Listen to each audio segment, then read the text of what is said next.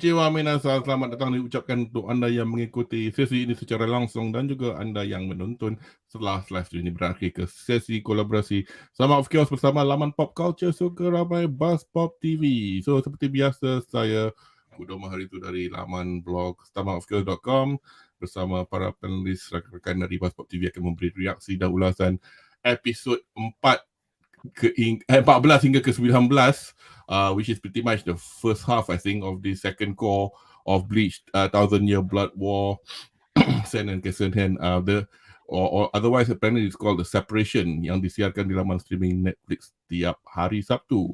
So malam ni bersama saya, panelis malam ni terdiri daripada Anri Alwi. How are you today, Isekai Waifu Hunter? I'd like to say I'm okay, but I'm actually very sick. Down with the flu. Yes. But anyway, let me just say hello everyone. Say hi to your wife. Boleh lagi tu, sakit tu. Tell your mom I'll be late home tonight, and your sisters and wife that I want my trap full. Get my money ready. Tak serik-serik lagi. Dan juga kejap ada, kejap tak ada. Shazli Merican, how are you? Hey, hello.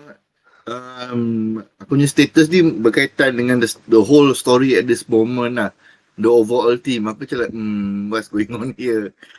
But yeah, I'm doing well. Apart from like heavy work past few weeks. So now dah ada some sort of respite sikit lah. So dapatlah tengok anime with the right mindset. Kalau tidak, first time tengok episode aku macam right. Like, what was this? Why am I not enjoying this? So I had to stop. Dan baru boleh dah habis tu, dan baru boleh watch properly lah. Sama lah, aku pun macam quite busy with work lah. Tapi kalau, I mean, the best chance to watch stuff is actually weekend for me. Tapi weekend nak tengok ini and then ada je benda nak buat. So quite a few titles lah tak dapat tengok. And then duk janji dekat with myself, okay, we'll binge this, tak binge pun. Tapi yang bagusnya Bleach ni boleh tengok laju. Dia tak ada macam heavy drop. Macam like, oh my god, why did this character kena injury? Like, oh my god, kenapa dia kena betray? Macam cerita drama kan. Drama you want to let it fester for one whole week. Seminggu aku tak puas hati dia kena betray lah. This banyak action, so it's more palatable lah in a rush. Which is interestingly, there will be my reaksi satu ayat. So sebelum itu, kita untuk makluman anda yang belum pernah mengikuti sesi ulasan live stream kami, perbincangan kami malam ni akan mengandungi spoiler yang berkait dengan episod-episod yang diulas. Dan juga kepada anda yang menonton sesi ini setelah live stream berakhir in the form of like sometime later in the week, sila langgan pada laman YouTube Stomachofchaos dan BuzzPopTV supaya anda tidak ketinggalan untuk menonton live stream kami yang akan datang. Dan jangan lupa tenyah butang like dan follow us on our socials to know what's up. Although there's nothing much at the moment going on. So we've got like 5 episodes to talk about. So kita start dengan reaksi satu ayat. Right, okay, so as we all know, kita start this core 2 sometime, at the beginning of the summer season. The first core was in the winter season of, sorry, not winter, it was the fall season of 2022, back in October, mana kita dah disajikan 13 episod.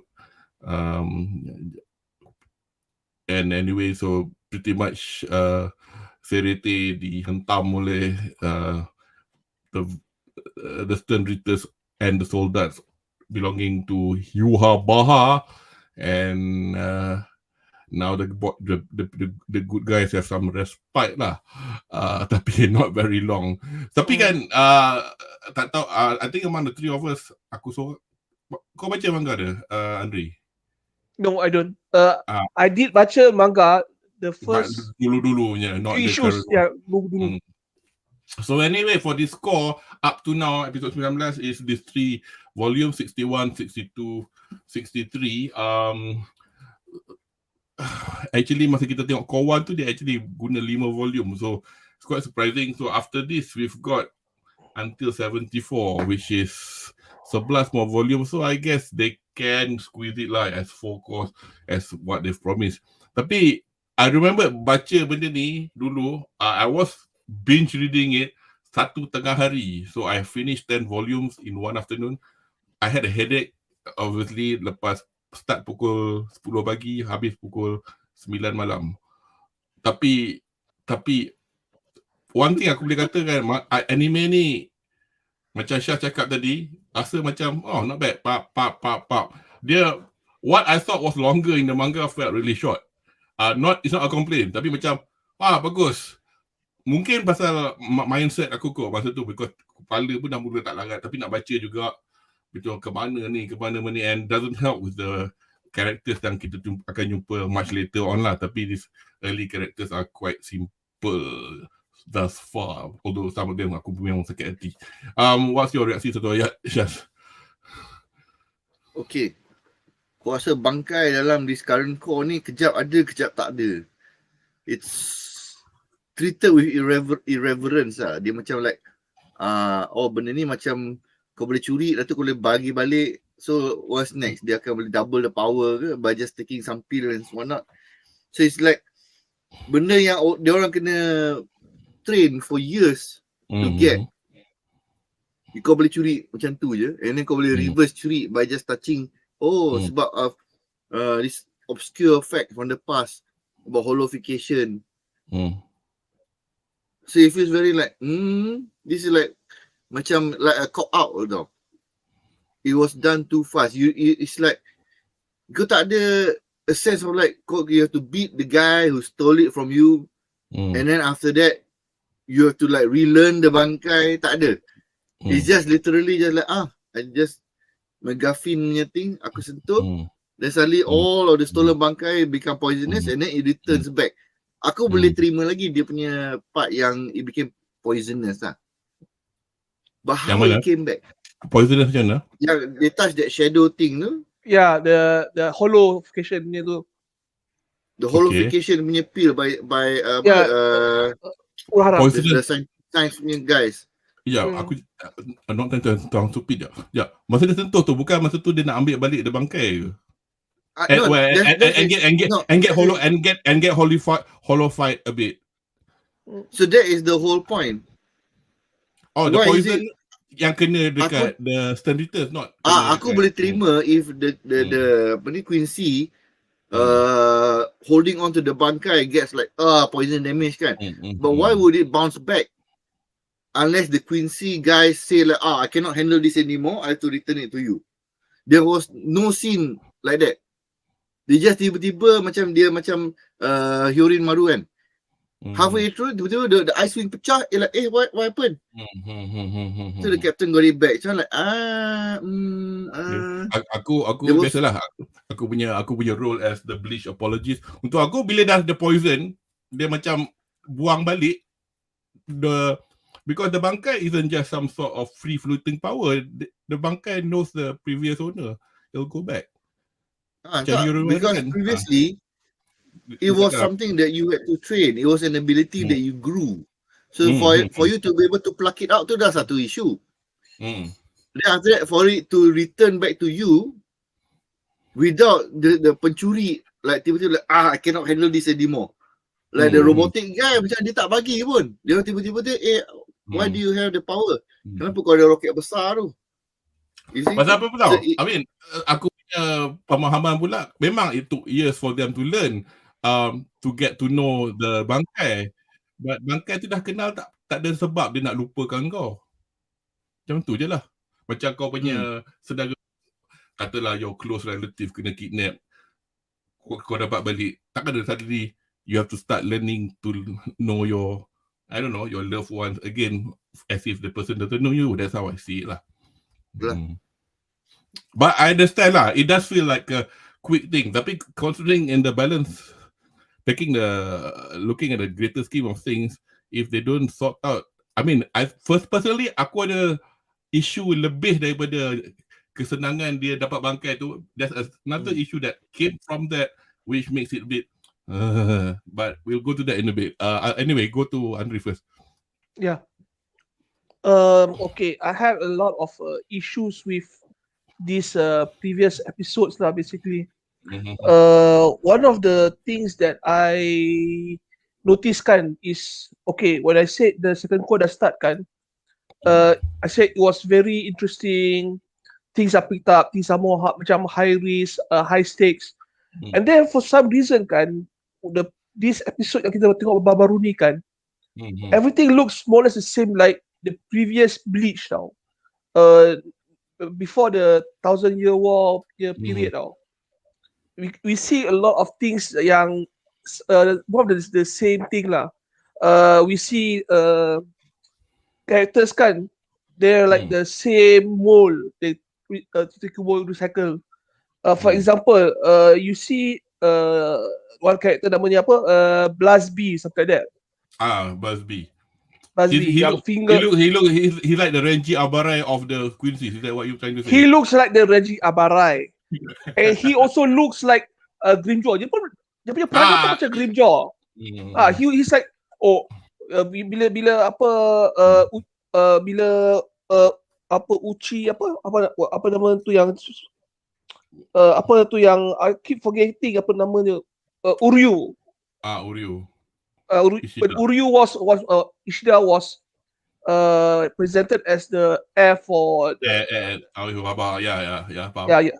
okay, and then they macam, he's like, I don't agree with this. You're supposed to be the heir, not him.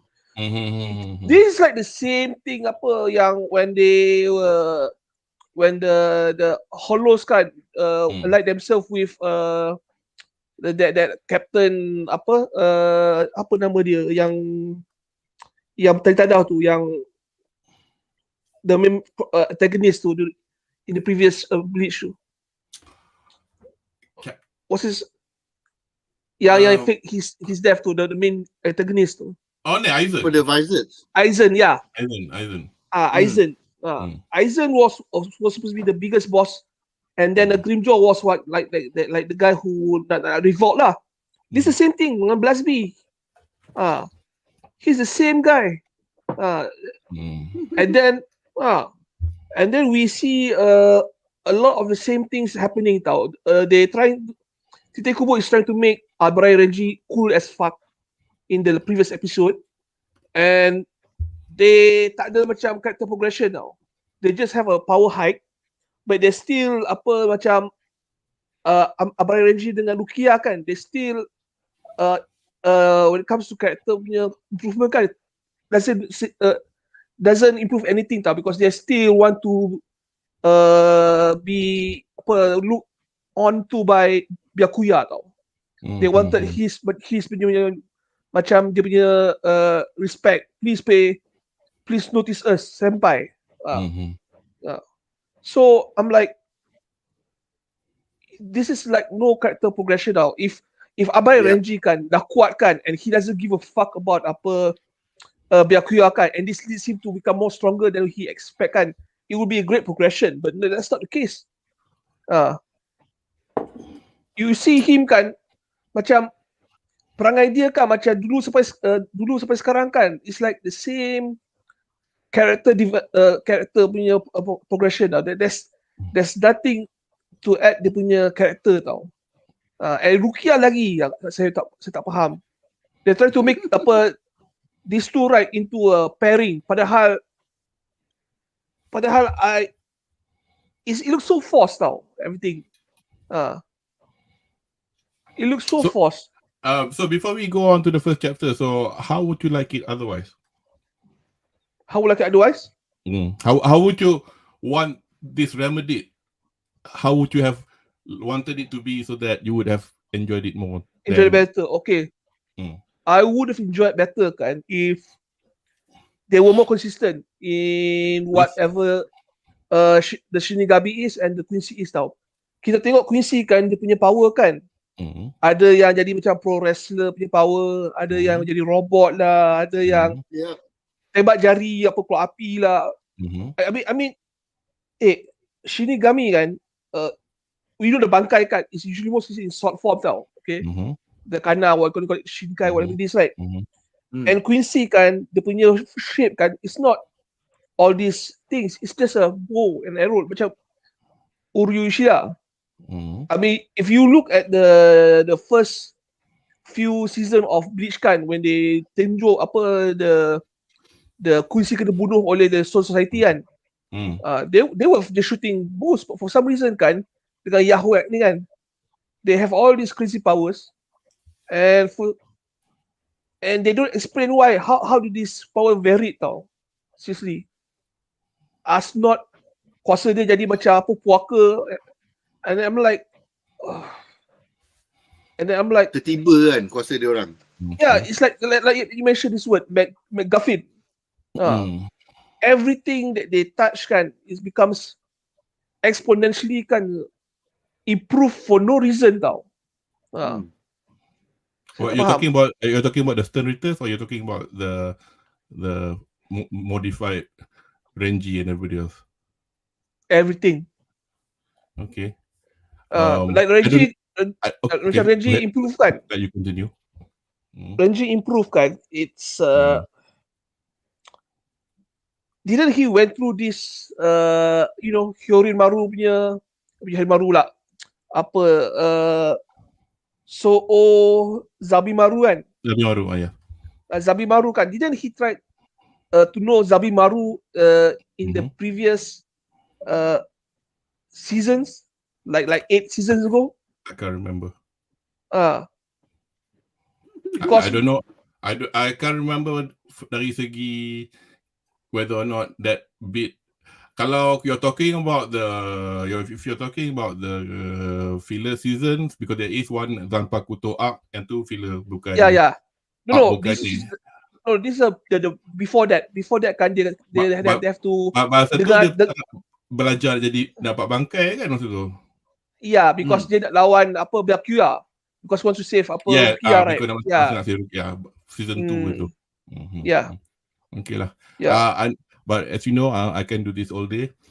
Being the apologist. I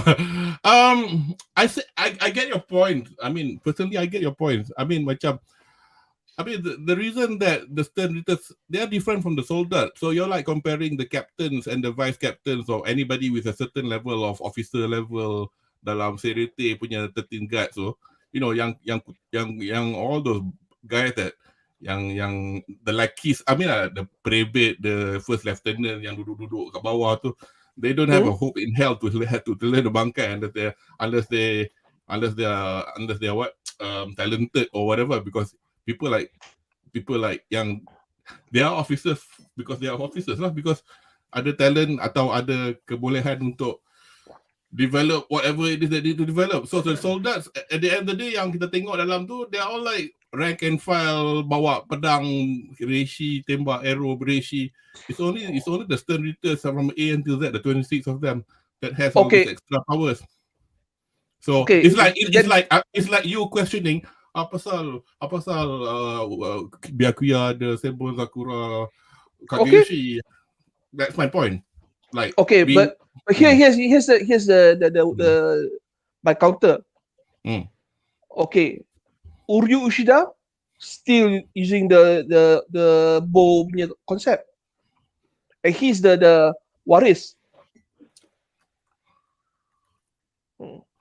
True. I think the main issue dia macam like kalau kita compare dengan Marvel kan, the best Marvel punya Iron Man. You can see growth in the Iron Man character in dia punya suits. Mula-mula dia sampai ke space, the suit frosted, and then he crashed, then he had internal heating or something. Then over time it became dia ada electricity resistance sebab Iron Man tu dia lawan a guy with electricity, so that kind of thing. So these powers on the Quincy punya side, it's not an extension of what we know about the Quincy. It's more like we need to make a force that is strong enough to tenyih Soul Society, so we just give them any power that fits the story. So there was no like macam tak ada presiden, tak ada macam dia tunjuk baca buku. Kenapa ada dia orang mention benda-benda macam kuasa poison lah, kuasa api lah? Wouldn't that make them like a good force to fight alongside the Soul Society, to complement So society yang guna pedang. So now the Quincy have long range magic and whatnot. Tak ada. It's like, surprise, I need a poison guy who has fear to show Rukia overcoming dia punya fear. Okay, done. We need a wrestler because I think wrestlers are cool. Done. Dia macam checklist punya laundry list lah. Tapi itulah. Okay, fair enough lah. I mean, if you don't like this kind of thing, I have no complaints about that at all. And if you think this is shit, you got another, how many of them? 22 of them with lagi mengarutnya, nothing to do with arrows kind of thing. And you actually you saw the prelude of one of it in our 4th episode. So hang on to your horses. Don't get me wrong, I do enjoy the series. No. I know. I get it. I know. Cuma dia punya critical point dia macam like, yeah. Tiba-tiba I think I applaud your critical thinking, but aku bila I put my viewing hat on, I have no hat. I don't sweat the small stuff. We've got some comments from chat. Caleb, you sampai lambat. Anri cakap dia tak sihat. He was unwell, very unwell for the past week. So I think voting was the last thing. 2 minggu kena. Yeah. So we are happy that he's healthy now and category. Kudo pun tak ada ni. You don't have this also because you vote by post. No, aku orang KL. KL tak ada vote. Apa Syafiq, reaksi satu ayat aku setengah Captain Serete rasa macam Shinigami biasa. Yang macam mamak boxing tu, mamak gitar tu. Mr. Superstar. Actually Mr. Superstar tu antara cerita aku paling benci. Because aku masa aku baca tu, I hated him. And I thought he died liat, tapi he died. So I'm quite happy that he died anyway. I can't remember, it was 2 years ago. Maaf lari tajuk, adakah panelis yang layan One Piece? Kalau ada, nak tahu reaksi satu ayat, komen tentang episod Gear 5. Saya tak tengok. Saya tengok sebagai orang yang tak tengok dan baca. Just because people are hyping about it. I enjoyed it. And you guys watch 1071 and 1072? 1072 tadi I didn't watch. Dah lama stop lah. Anri, tengok? Tak? I tengok. My opinion kan, Gear 5 kan, it's yeah, whatever you call it lah, Gear 5, Gear 5, whatever you call it kan, it's typical Oda punya move lah. Dia suka buat benda cool, and then the end kan he put an as full comedic punya cartoon punya power tau. It's always Oda like this tau. Dia memang tak nak want to take things seriously about his show tau. The word for it is irreverent. He's irreverent. Yeah. Tak kisah apa kau orang lah macam ni lah. You don't like it? He doesn't care. Yeah, he doesn't care. Tak, aku as I said kan, I said I'm not trying to kiss ass or whatever. So I just watched it because people are talking about Gear 5. So tengok lah. And then I thought, gila punya ridiculous. Tapi it's like, that's the point. Kau nak serius. Sorry lah, tengok Gundam lah kalau kau nak serius.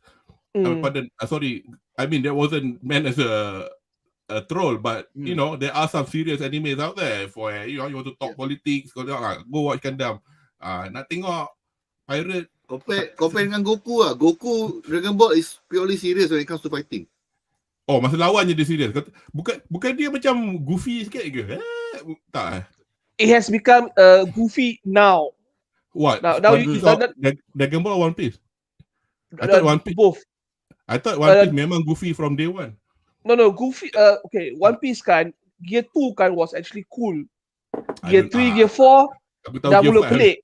Gear 5 is a cartoon version. It's like Tom and Jerry punya version. Yeah, we've seen that. Yeah. Personally kan, I think it's okay for what it is. I didn't quite like it because I like more content macam serious sikit lah when it comes to fighting lah.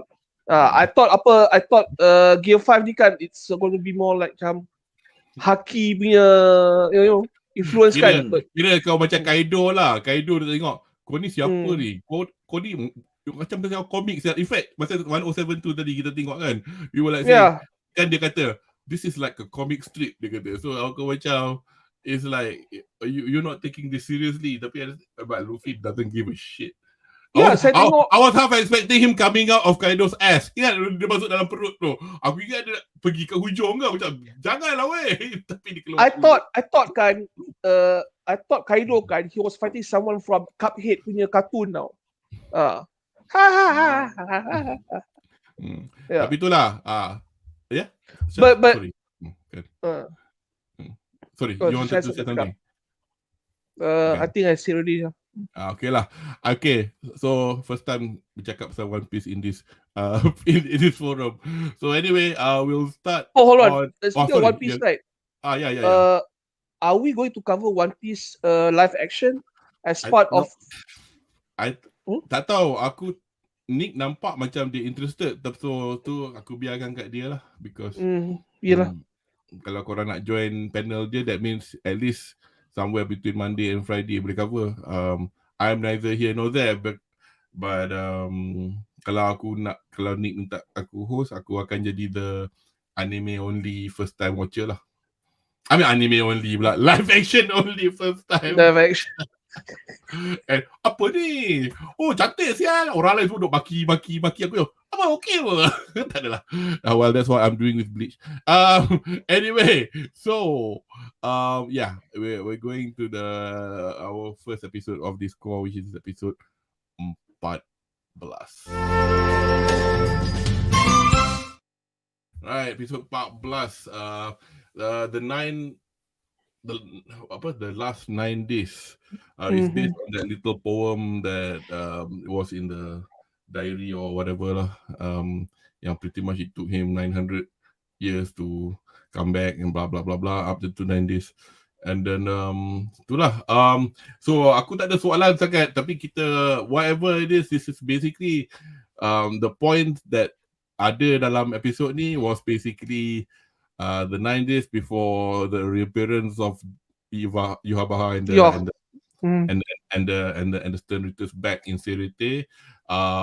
The appearance of Urio Ishida, the Vandenreich, just to remind myself, and also we've got the issue of not issue lah, but kita nampak a few Easter eggs lah of the bukanlah nationwide, but I say universe-wide activity nak get things into gear to fight the Quincy's, which involves the Vizards, involves the Arankas, involves tengok lagi. Anyway, dan sebagainya. In fact, they've got the apa nama mamat yang half, mungkin it's not the last season before 1000 Year War Blood arc tu, how Ichigo got his power back though. Those bunch of people, I can't believe I fucking forgot the name. The Vizards. No. Vizards ada modification. Yang mamat, nama mamat yang in the end dia gang dia ada budak. Ya. Rambut purple yang nanti will come back to me lah. So anybody in chat, please. Aku memalukan diri aku. Apa tak ingat nama those characters. But anyway, in a way, calm before the storm. Your thoughts on the sudden appearance of Urio Ishida. Actually kan, aku pun macam tak berapa faham. Tapi I have to, obviously I can remember very much, but I semi-know, semi-don't know. But anyway, what are your views? Siapa nak start dulu about him coming over towards the Stern Ritter side? They just try to make Urio Ishida cool again. They try to force him down our throats lah, as some sort of badass lah. Okay, the fall to Ichigo lah. Ichigo is the main character for this whole show, this whole IP. And they trying to make Ishida right, macam dia punya Sasuke lah, dia punya kawan, but they are destined to be enemies in one form of the other lah. For some I- reason kan. I see that point, but I would like to see how, in what way. I mean, kalau nak buat macam tu kan, mestilah kena ada sejarah sikit. Dia nak patut isikan atau create from scratch ke apa. Tapi I'm trying to remember, because dia tak tunjuk sangat tahu apa was written in the diary. To make There's so much. I can't recall much from the diary, but Uryu Ishida, right? He found out kan how dia punya mother died, right? Okay, and we all know kan, just for the sake of progression kan, even tak perlu correct dalam sangat kan, we all know Yahweh kan is responsible for the death of Ishida punya mother. Australian dia buat that thing where dia macam he did a Thanos lah. He took apa dia punya life force kan. Because for some reason kan, all the Quincy punya roh kan is connected to Yahweh. Tu we know lah. We know. And for some reason kan, Uryu Ishida kan doesn't blame him. Itu aku heran juga. Tapi anyway. It's like a plot device kan, that's too convenient to be used at this point lah. Okay. If I were Uryu Ishida, right, I would probably try to find a way to fuck with Yahweh at one point of time tau. And Yahweh probably knows this lah. But for some reason kan, they're all just playing around for the sake of plot.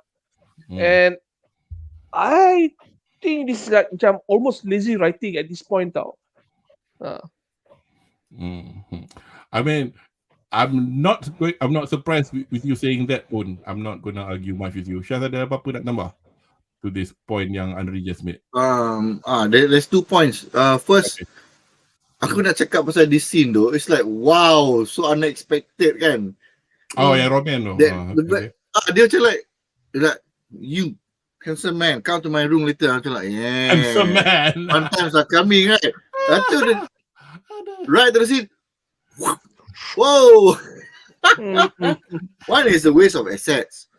Kedua, bila dia kena cut in half, dia tak jadi aura go back to Yahweh, which is shown later on kan. All Quincy mati, aura goes back to him. Macam like I suppose at that point dia tak nak macam it's not a plot exposition yet lah kot.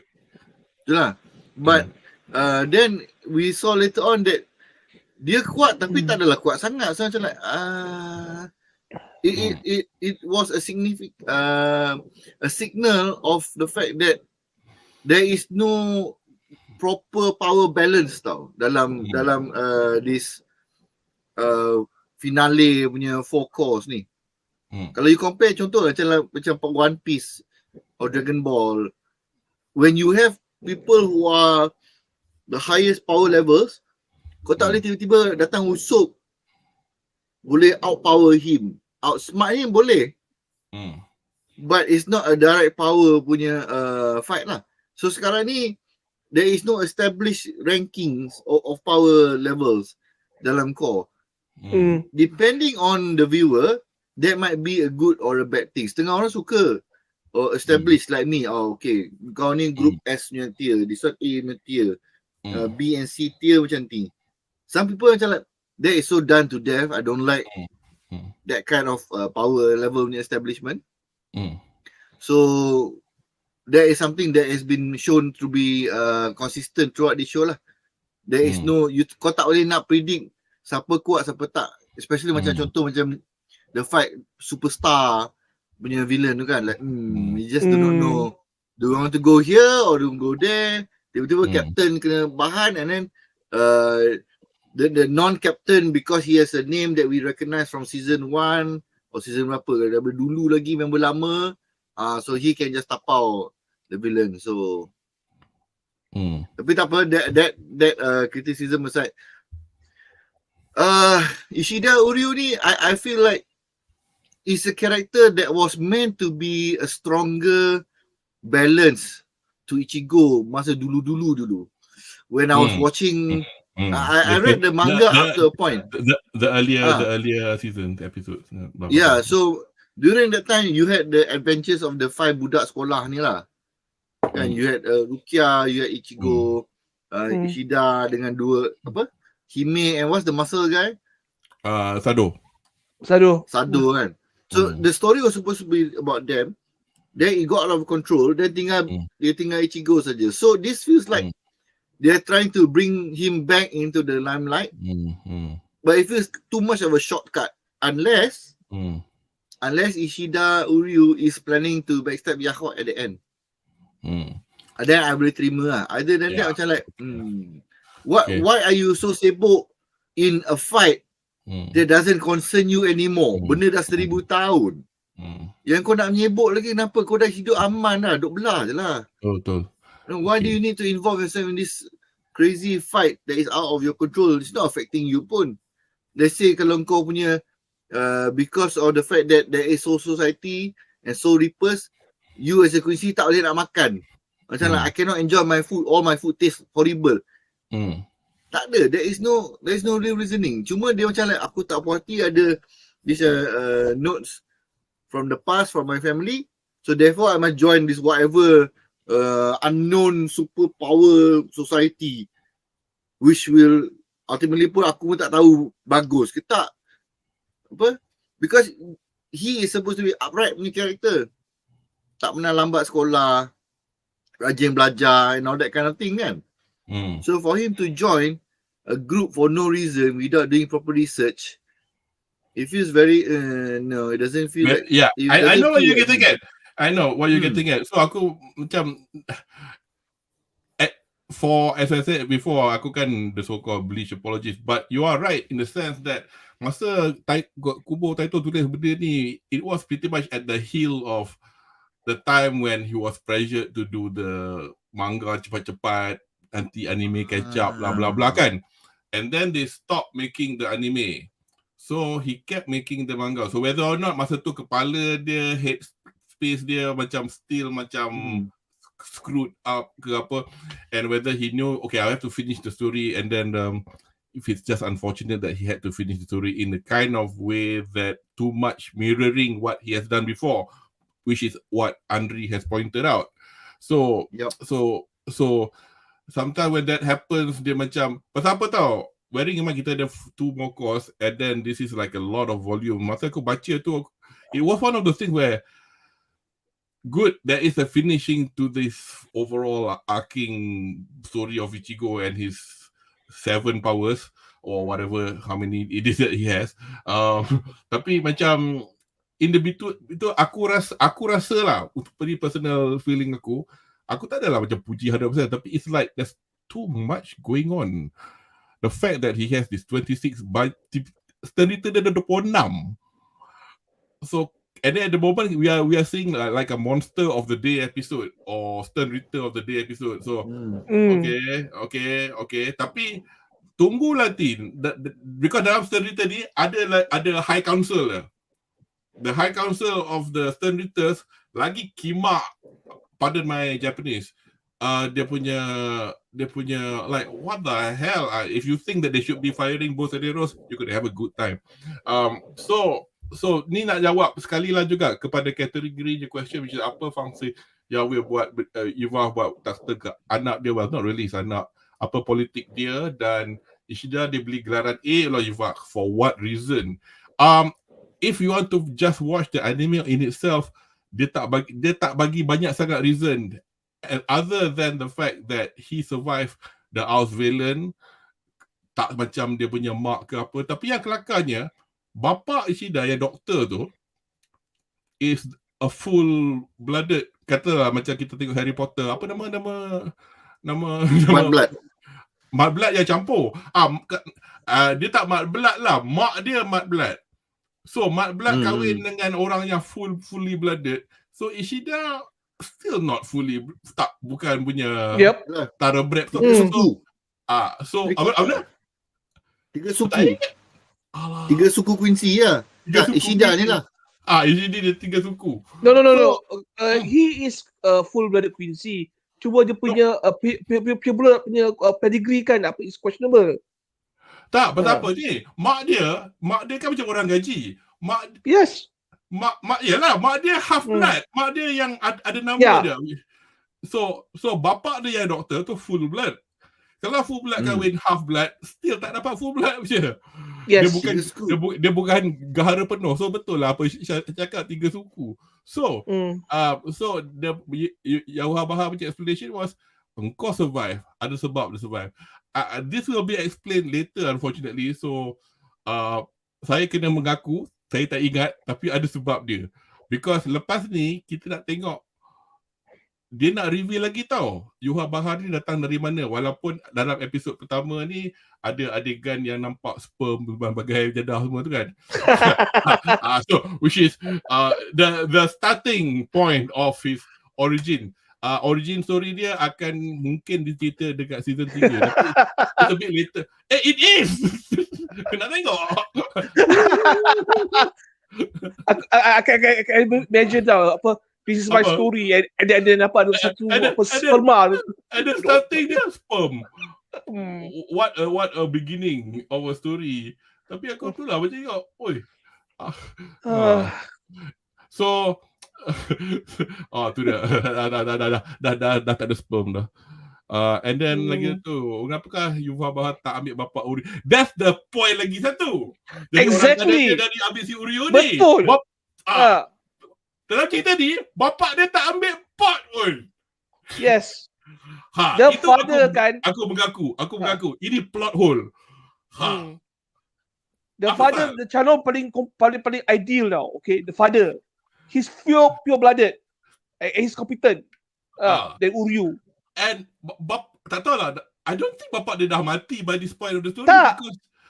Because banyak plot hole. Because Yuha Bahar is supposed to be the know-all, tapi at the moment we do not know that yet. So if he knows everything, katalah macam Shaz punya point, Ninja Shu nak tikam belakang lah. I know already. Betul kan? Tak tahu. Tapi itu aku agree. This is the plot hole. After tak ambil bapak dia. Yalah, bapak dia bengang dengan ni society. Bapak Uri suka lepak dengan bapak Ichigo.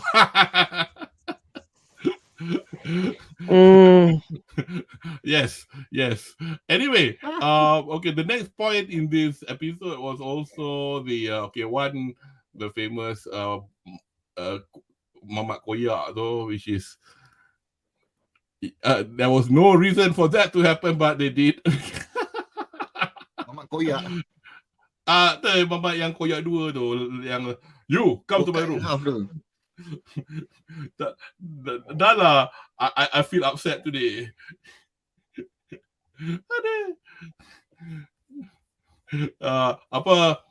So before that, obviously tak apalah, kita layan sikit. Tak ada suara. Aku buat less than 16 seconds, so kita takkan kena copyright. Come to my room now.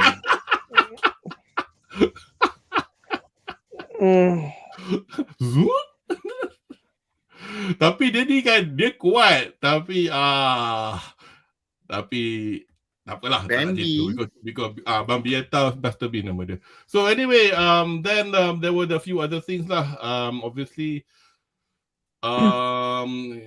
Urahara tengah minta tolong. Obviously, you can see from the I'm getting better at pointing now.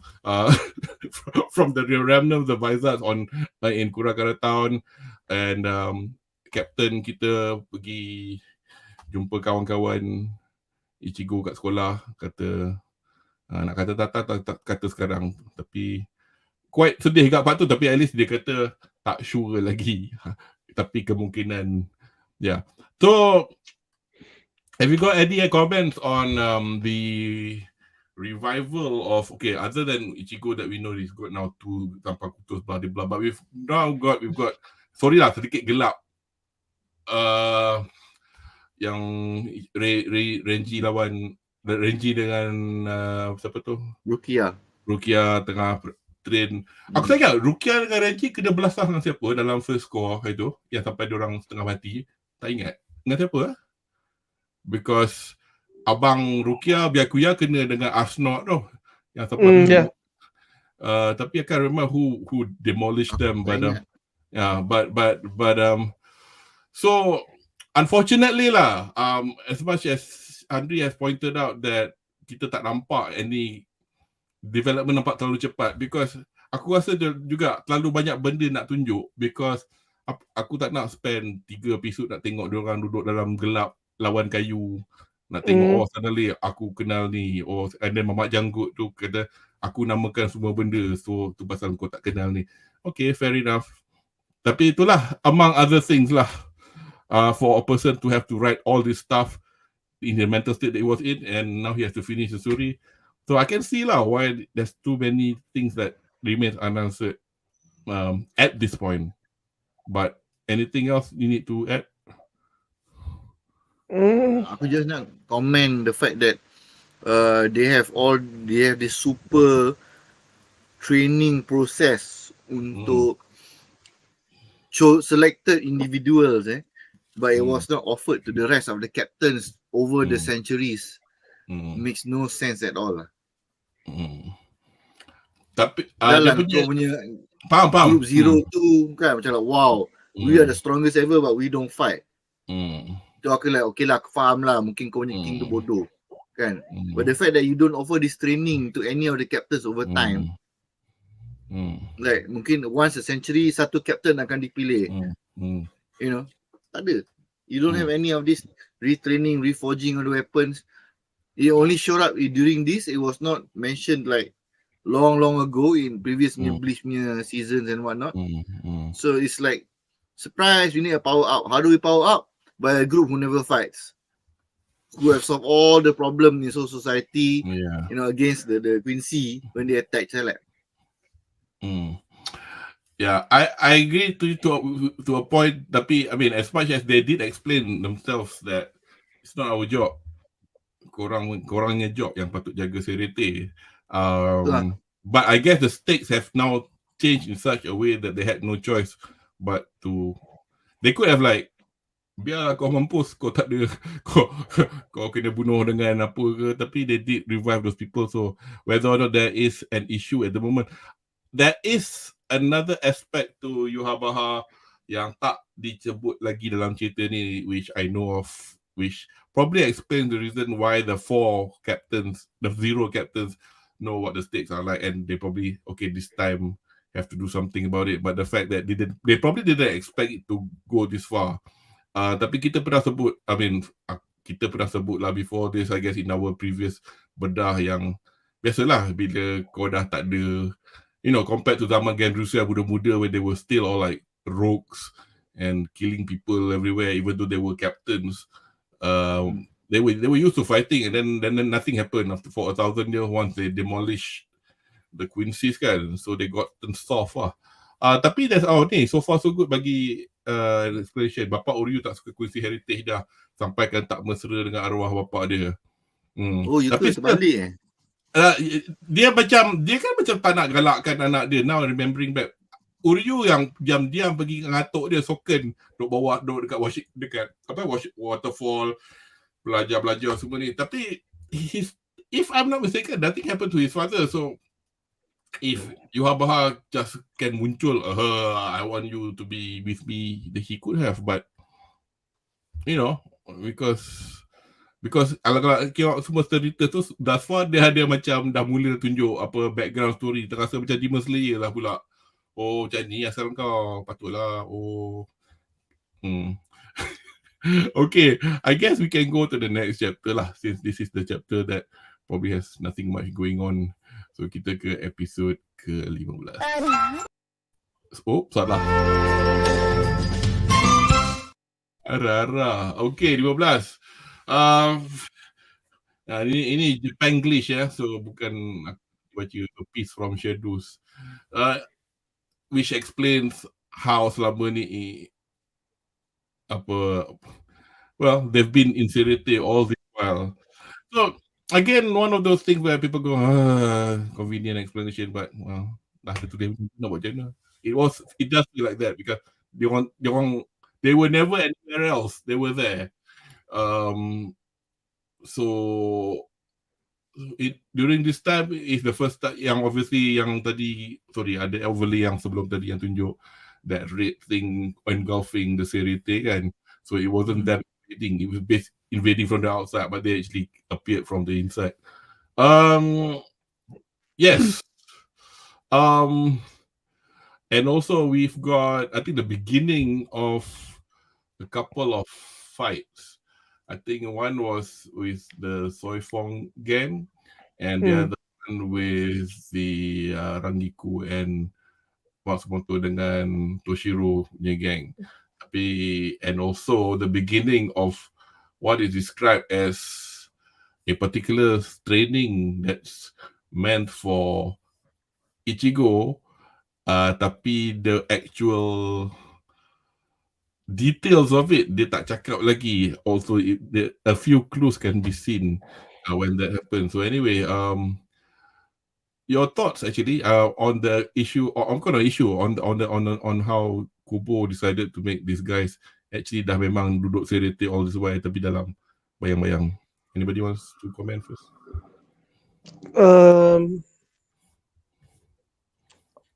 Okay, I'm still not 100% sure how they managed to get the Quincy to actually exist within the world between shadows, dekat apa, Soul Society.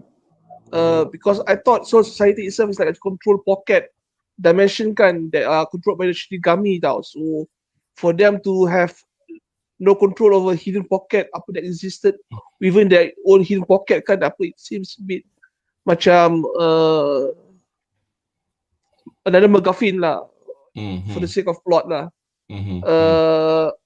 I just like the fact that apa nama that guy tu yang captain yang scientist tu Korosuchi apa Mayuri ya. Korosuchi. Yeah. I just like dia punya outfit lah. Masa dia sedarkan apa the dia tak ada shadow apa, kan. Google shadow kan. Dia pakai apa baju neon macam matahari tau. I'm like baju lip lock. I always hated him kan during the previous season kan. Now aku tengok dia kan, he's like the biggest troll apa in the whole society tau. Oh yeah, troll sel. He does despicable things actually. He does nothing you will see he'll think that he will do, but at the same time dia pun ada heart. So kau macam dia ni apa sebenarnya, but anyway. Dia ni kan macam I like him because he doesn't give a fuck tau. Okay. He doesn't speak his mind tau. Apa he speaks his mind but he doesn't be honest about tau. Masa dia punya when dia punya leader apa Gen Yusai mati kan.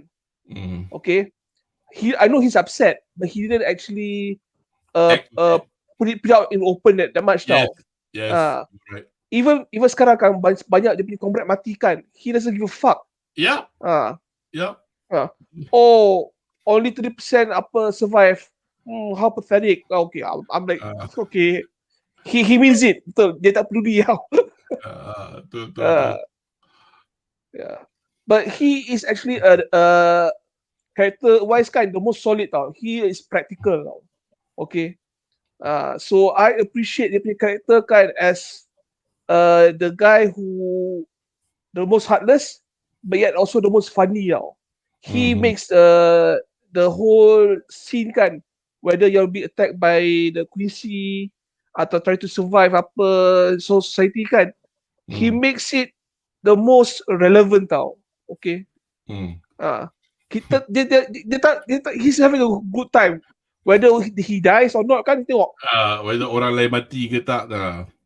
He's just up like bunga matahari tau apa. It's funny as hell. Shaz, you got any comments on this? Kadang-kadang aku rasa macam this captain kan is a representation of the smart viewer asking questions. So Kubo might have been self-aware. Dia banyak soalan kan. Okay, aku buat satu karakter ni, dia akan tanya soalan-soalan korang. Dah dia orang keluar shadow, kenapa tak ada lampu? Ambil kau mamat lampu keluar. The whole lab is full. Aku sendiri bright with light. Mari. So memang I agree he's a funny character. Although he's a very, dia tak peduli about apa any character, any person in your life, but as a captain his different way of thinking is what makes him to be a good character in terms of providing scientific punya ni lah, research and information. Kalau semua Kenpachi Kenpachi punya style of fighting and thinking mati lah, so society will collapse lah because there's no thinker, there's no researcher, there's no stealth punya types.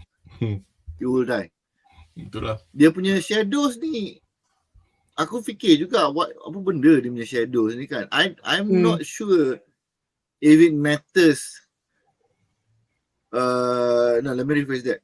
I don't think that the Quincy's are living in Serete punya shadow specifically. They live in their own pocket shadow dimension. Yes. And they travel using shadow magic. So when they put yang dome merah tu, it just darkens the whole Serete punya location. So then there's shadows everywhere. So they can come out in any location they want. So living among Serete tu aku rasa macam is a bit rich lah. It could just be them, you know. Inilah kita ni miskin gila kan, blah blah blah. But you are comparing to Trump. Kau pun makan steak juga. Yes, you seem poor when you compare to a different status. But that's the kind of apa ni? Emotion that I feel that they're saying, oh selama ni kita hidup dalam shadow. That's more like a metaphor to me. I was just about to say that you said it was a metaphor, but apparently that's also just it was also a literal thing.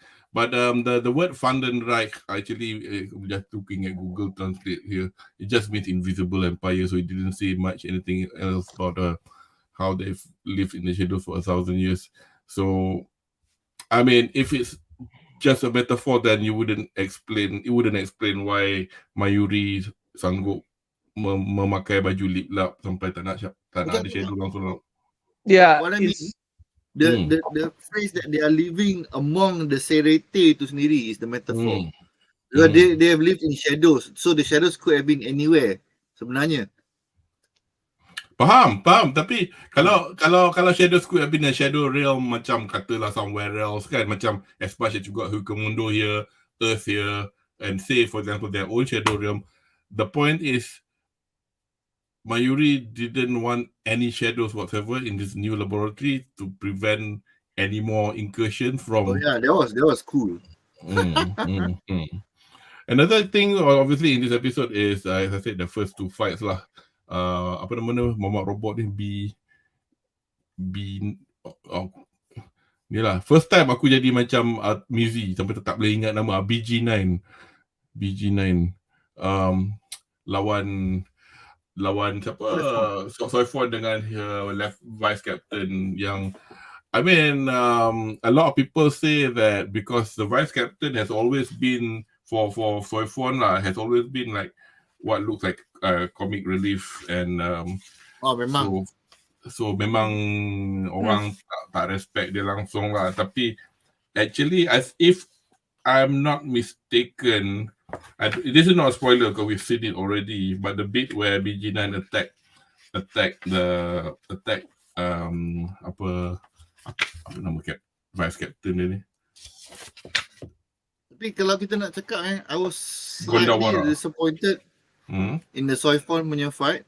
I mean, I love seeing Soifon fight, but I wish they went back to her roots in the sense that because dia kan macam stealth punya star captain kan. It would have been kind of cool to, like, you know, fight this robot who cannot detect her. Actually, like, why am I getting injured from here, from there? Like, mana kau? This would have been the perfect scenario because her bangkai got stolen. And the fact that, you know, recovering from injury and whatnot, this would have been a great time for Kubo to write the story such that dia fight from the shadows as well. So macam like, oh baru kau faham, kau ingat kau seorang je from the shadows kan. I've been doing this since like aku first jadi lieutenant or whatnot, fighting from the shadows as a staff operative. I don't need my bangkai to be a winner. Oh, that would have been so classic lah. But I guess it was a missed opportunity lah sebab dia fight straight face on. Lupa nak tarik muka kau kat tengah. Sorry. Tak, aku tengah cari ni because tak salah aku, masa BG9 lawan Gondawara tu, kan ada adik dia kan? Ya, adik dia. If I'm not adik tu. mistaken, I think the adik got killed, I think. Tapi in the manga, aku tengah cari, aku tengah tengok bawah dia. Tapi there was a picture where there was like basically one of the lancers ke atas and the kid was up there. So tapi dalam anime, one of the reasons lah people were saying lah probably they wanted to do that is because to actually give him some sort of tunjuk lah dia ni tak adalah sebodoh mana kita tengok selama this past 12 seasons. Ya lama nak dapat redeeming point. Tapi if I do find it, sanitize the fact lah.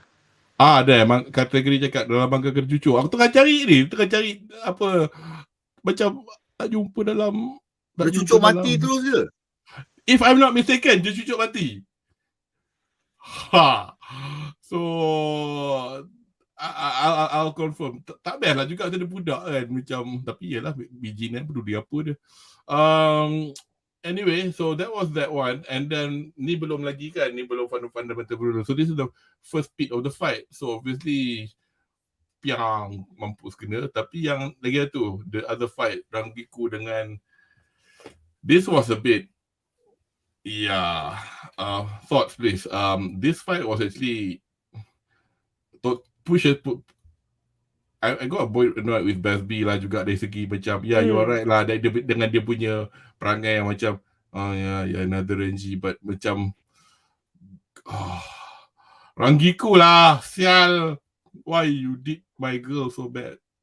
Rangiku will never die. We know this for a fact. She sells dia banyak doll yang dijual. So as a character dia tak boleh dilepuskan. Dimatikan. Tak boleh. Tak boleh. Anri, what do you thought? Rangiku will not die because for her to die, I think they Tekubo sanggup bunuh Rukia dulu tau. Anri hantar email, can you not kill that one? Yeah, but again, I'm going to say kan, BLEACH ni kan, they try to make him too rebellious for no reason tau. Okay, he was upset for no reason lawan dengan Toshiro dengan Rangiku.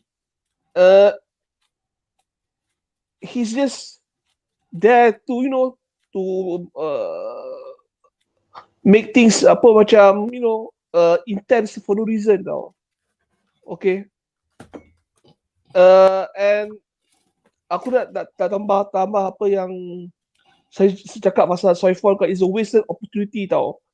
Soifon kan, you forgot to mention kan, dia sebenarnya kan anak buah Yoroichi tau. The best flash step user in Shimpo. Soul Society, Shimpo flash step, and also the best kilo user tau in society tau. I think they didn't. I think if all the captains kan yang hilang bangkai kan, she would be the least helpless now. Yeah, if you ask would me. have thought so lah. But she did one particular step masa when she.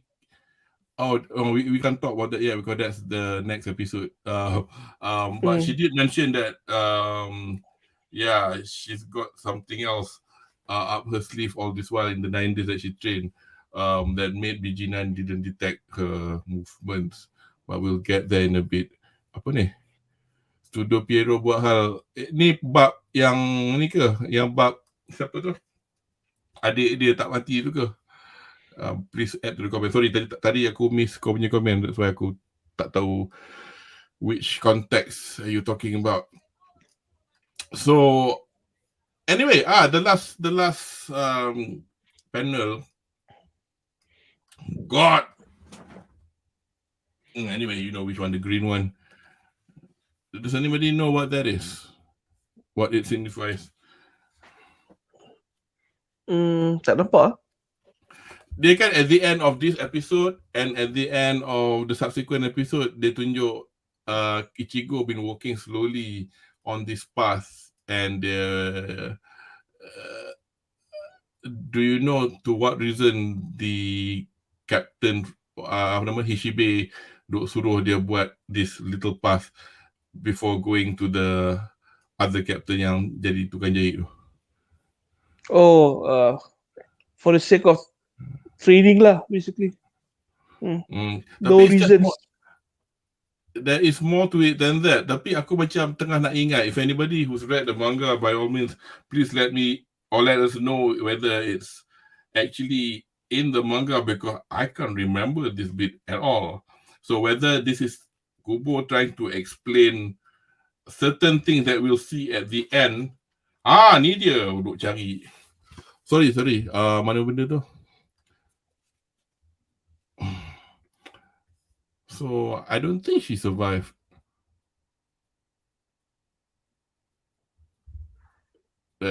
Wow. Wow. I actually prefer this than the anime. Tapi itulah. I think because for emotional depth, probably that would have worked better. But untuk aku pun, her death doesn't mean anything but more than anything else. Basically, this little path is now what the long and short of it is. This is just outside Hishibe's palace. So obviously dekat the Ryokyu punya. Ryokyu is pretty much where the Soul King lives and surrounded by the four captains. So between dia nak pergi tu, dia kena jalan pas ni. Not everybody gets to walk on this path. It is implied that if he survives this path, he will be bestowed with something. So aku tengah betul-betul tak ingat this was in the manga at all, but mungkin whether this is going to explain a possible S-pool that you will see later on in the subsequent episodes later in this core dan seterusnya. But nak cakap ni will be enough, because at the moment, nantilah kita cakap benda ni nanti bila sampai episod yang apa, Oh, that's good. So far so good juga. It's anime only scene. Good, thank you for letting me us know that. So at least kita tahulah yang sebab dia kita tak nampak. So anyway, so pretty much that's them coming out from the shadows. So kita akan ke episode 16, which is the fundamental virulence and point of contention that Shaz pointed out earlier on.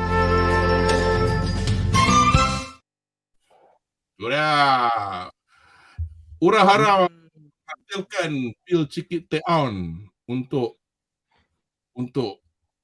para pil cikit teon yang hilang, color hitam sama untuk orang-orang yang hilang bangkai sampai sakit perut. So pil cikit teon ni korang boleh makan tak? Aku tak reti dah makan dia. Aku rasa macam makan gunpowder. Pil cikit teon it's normal for me. Aku dari kecil pernah ambil benda tu. Yeah, I don't mind the taste. It's the fact that because my father, you say bro, no. How the hell am I supposed? I thought they dissolve. Dia tak dissolve. Aku macam, how the hell am I supposed to swallow this? But anyway, that's no wonder my bangkai doesn't come back. So basically, the long and short of this is the episode. Bak kata Ben Uncle Rage Against the Machine. We got to take the power back. So we're dealing with that bit. Shaz ada isu pasal senang je kau dapat balik, tapi aku ada isu lain. Apa yang jadi lepas tu? So episode ni kita tunjuk yang obviously here we got the Shaz got tadi tunjuk Toshiro touching the ticket. Yang ni Gondawara, he actually took the pill and baling dekat Soifon. And so basically this is the episode where they got the bangkai back, with the explanation that Urahara derived from his observation masa kat Hui Komodo. Thoughts anyone? Aku nak lihat yang ni. So, Baik. going back to aku punya reaksi satu ayat. Kita boleh terima that si Uruhara ni dia akan randomly come out with idea that come out from left field tau. Macam like, hey guys, I got this plot solving solution. Aku dah buat macam ni, aku dah buat macam ni, we just need a bit more for you to do. Then you just do it, then the plot moves on. So benda ni dah consistent dengan karakter dia, kita boleh terima. So when they come out with this, kita ada magic pill, ada kaitan dengan cerita zaman-zaman dulu, previous story arcs. I love it. It was actually very nice. I was like, oh, so this clown found a way to use previous plot points. You're talking about the author or the captain? Oh tak, the character. Oh, but it could be the author as well. Kupo pun juga because to think whether he had thought of this arc when he was doing the Arranca arc, aku tak tahu lah. Itulah. I don't think so. But he was thinking, he's like, how do I bring back their powers? Dia mesti, aku rasa dalam dia punya overall storyline kan, aku nak bagi what would be annoying to the captains. They lose their bangkai, okay? So dia akan tulis they lose their bangkai. But dia akan fikir juga, how do I give them back the bangkai? So dia guna Uruhara as a plot device lah. So that was brilliant writing as far as concerned, to use it as the plot device to bring everything back to status quo. Menggunakan cerita point-point zaman dulu that he already wrote before. So that one aku macam like, oh, this is good shit. We're getting back bangkai. So dia bagi the pill. Okay, this is on par dengan Uruhara punya nonsense. You know? Nah, kau ambil je lah benda ni. This is my problem solving punya item. Kau pakai, all is done. But then the next part ni macam like, dia tak ada, there was no voluntary macam like, I cannot hold this power anymore, I need to let it go. Dia terkejut tu aku faham, Mamat yang pegang Hyorimaru tu kan. Macam like, apa pasal aku darah ni kalau how come I lost half the ability. That is something you can imagine that is in the process of transferring. Tapi dia macam like, other than that, dia tak ada effect sangat. Oh, it's poisonous to the Quincy to hold this kind of power in them. And then macam tiba-tiba Soifon dapat balik power dia. Hyorimaru dapat balik full power dia. Without the other guy macam like, tiba-tiba je aku dah hilang power ni. When Uruhara said benda tu is poisonous, it become anathema to them. Kau tak boleh pegang lama-lama. So there was no macam like, I cannot hold this power anymore, I'm sorry Yahweh, I need to get rid of it, if not aku mati. That would have been great. But macam like, this guy tiba-tiba, aku tak ada power dah, what happened? Lepas tu kena tembak roket nuclear bomb. Macam like, it felt like it was just half a step more to have been an excellent writing, to be no complaint. But itulah, the fact that they did not show them, they're like, I can't breathe with this thing in me, I cannot, I have to get rid of it. They missed that one point lah. Yang apa yang berlaku lepas tu aku bagi korang cakap sebab nanti kan habis cerita pula. It's a matter of presentation je lah, the issue here. Itulah. This is pretty much when that happens lah. Sorry, this is so Anri, you got anything else to add? Yeah, I like actually the explanation kan, how they counter yang bangkai punya theft from the Storm Ritter lah. Here's the thing yang saya suka, they actually managed to say kan, the bangkai punya proses kan involves holification now. Okay, that is what yang buat dia poison the Storm Ritter punya control from the bangkai. And I remember the episode kan where in the first few seasons kan, Ichigo kan masa dia mula nak masa dia bangkai kan, he had to become a hollow. Wow. Do you remember that part? Okay. So it was like a throwback. Okay. All these captains kan, they at one point kan they had to undergo the holification process kan, from being Shinigami to get dia punya bangkai. Okay, fine. Here's the thing. Before you go, I will correct you on that, but go ahead. Okay. Here's the thing yang saya tak faham. If the storyteller punya kryptonite kan, when it comes to bangkai theft or even just taking powers kan, is the holofiction process kan, why did the holos, the visors, apa dekat Commando kan, got easily conquered by the Quincy's? Kan Harry Bell kena tangkap oleh the Quincy, right? Dia tangkap je. Dia tangkap je. And they were literally killing the Arankas. Yeah. But the Arankas kan, they were the masters of holification in the first place. They not only rule among the holos, they also master the holification process. And for some reason, dia punya teknik semua ni kan macam tak ada counter effect dengan when they come to contact with the Quincy's tau. Padahal you just saw kan, dia hanya sentuh pil tu kayak ada holification punya trait kan. Tiba-tiba they lost control of the bangkai. Okay. So I'm not sure how this holification process kan cross over between the Quincy dengan the holos, visats dengan the Shinigamis tau. So it's like I appreciate the process, but for some reason it's not consistent for some reason tau. Okay. I've got that explanation, and I promise you it's not an ass pull, it's not me talking on my ass. Okay, bangkai cara biasa lah. So orang lain semua belajar bangkai cara biasa lah. Until Urahara has to make sure. No, bukan Urahara masa dia ajar siapa tu? Ichigo dalam basement tu, itu dia ajar dia kenal dia punya tampakuto kan? Ya, kadang-kadang kan dia punya perut kan ada macam chain kan. Kalau tidak, when the chain dah habis kan, he becomes a hollow. Ya. Yang ajar dia jadi dapat bangkai is Yoruichi kan? Okay, so those two things for Ichigo is totally different to compared to say any of the captains with bangkai or vice captains with bangkai belajar. They learned it their own way lah, or trained it their own way. Basically, what Ichigo did was a shortcut getting hollow fight because Urahara had the knowledge.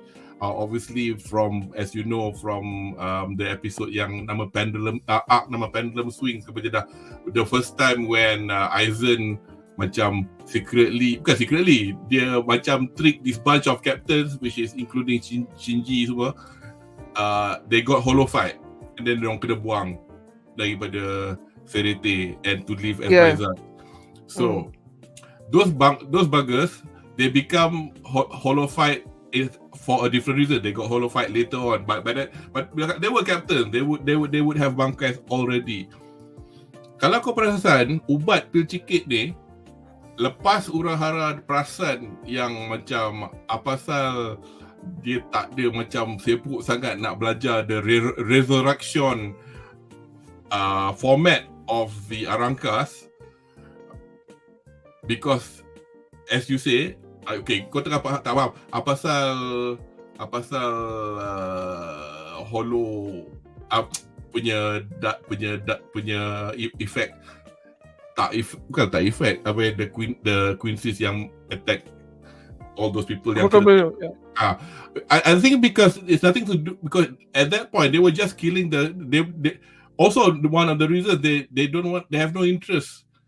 As much as they were killing hollows on planet Earth, they were like, we have no use for you. We're going to kill all of you anyway. So there was no reason for them to be poisoned. This, however, is because I've stopped this picture here for a reason. If you could see, Toshiro has a hollow mask from Hyurin Maru. This is a modified Hyurin Maru by virtue of the pil cikit on. Which is why kita boleh argue macam orang argue kalau bangkai semua ada incipient inert hollow material inside, surely awal-awal masa dia curi tu dah kena poison kan, but this not the case because all those people learn bangkai the wrong way, which also explains why they cannot steal Ichigo's bangkai. Masa dekat Kurakara Town kan ada some idiot datang yang I cannot Why steal. doesn't, kenapa tak Because pesan, bangkai Ichigo special. Dia belajar shortcut which involves holification. So they couldn't steal his bangkai. Kena bear in mind tau, lain tau. Katalah they managed to meet Shinji somewhere to steal his bangkai, they could have still stolen it because it wasn't. Itu tak tahu. I don't think any of them. Yang siapa ya? Yang the Vizards will be Shinji, Mamat boxing dengan yang lawan wrestling 2 ekor tu kan. Tapi they were dispatched just like that, but they still had their bangkai intact, which is probably the reason why the bangkai was intact. So now, pakai pil CKTR ni, nampak? Masa dia jadi, when he switches di bangkai, dia tak ada this mask. Now he's got a mask. We didn't see that on what's her name? Soifon. Probably they didn't draw it, but for some reason they drew it on him. So to explain now why the peel works. Soifon punya ability is just on a rocket. Tu tak nampak tu. Mungkin kot.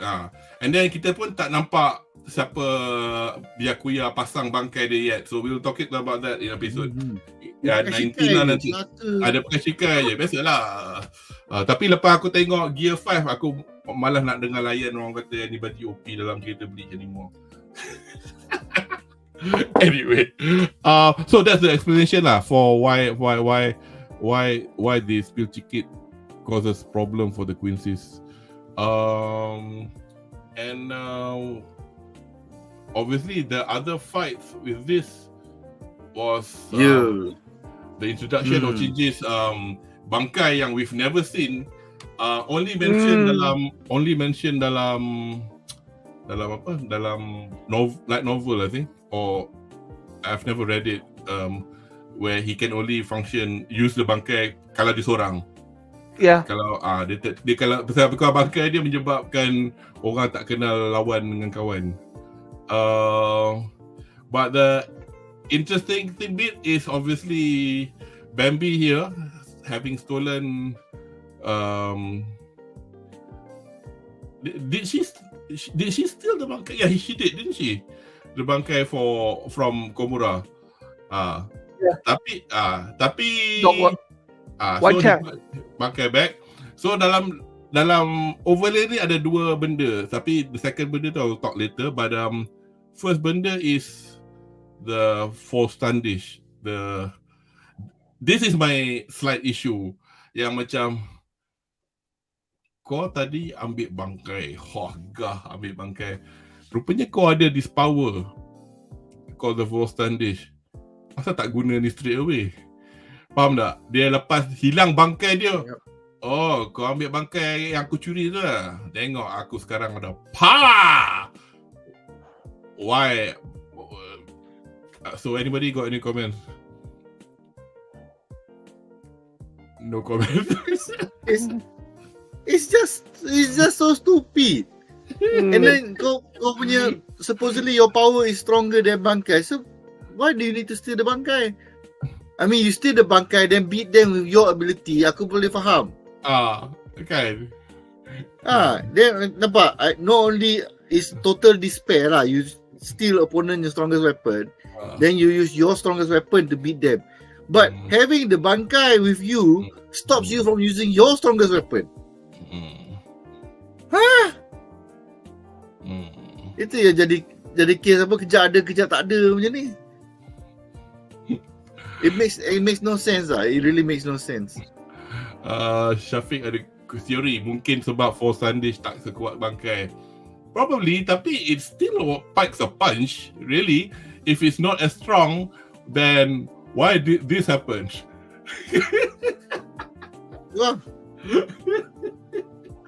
Which is episode 17. So might as well lah kita pergi. Before pergi episode 17 sekejap. One more thing.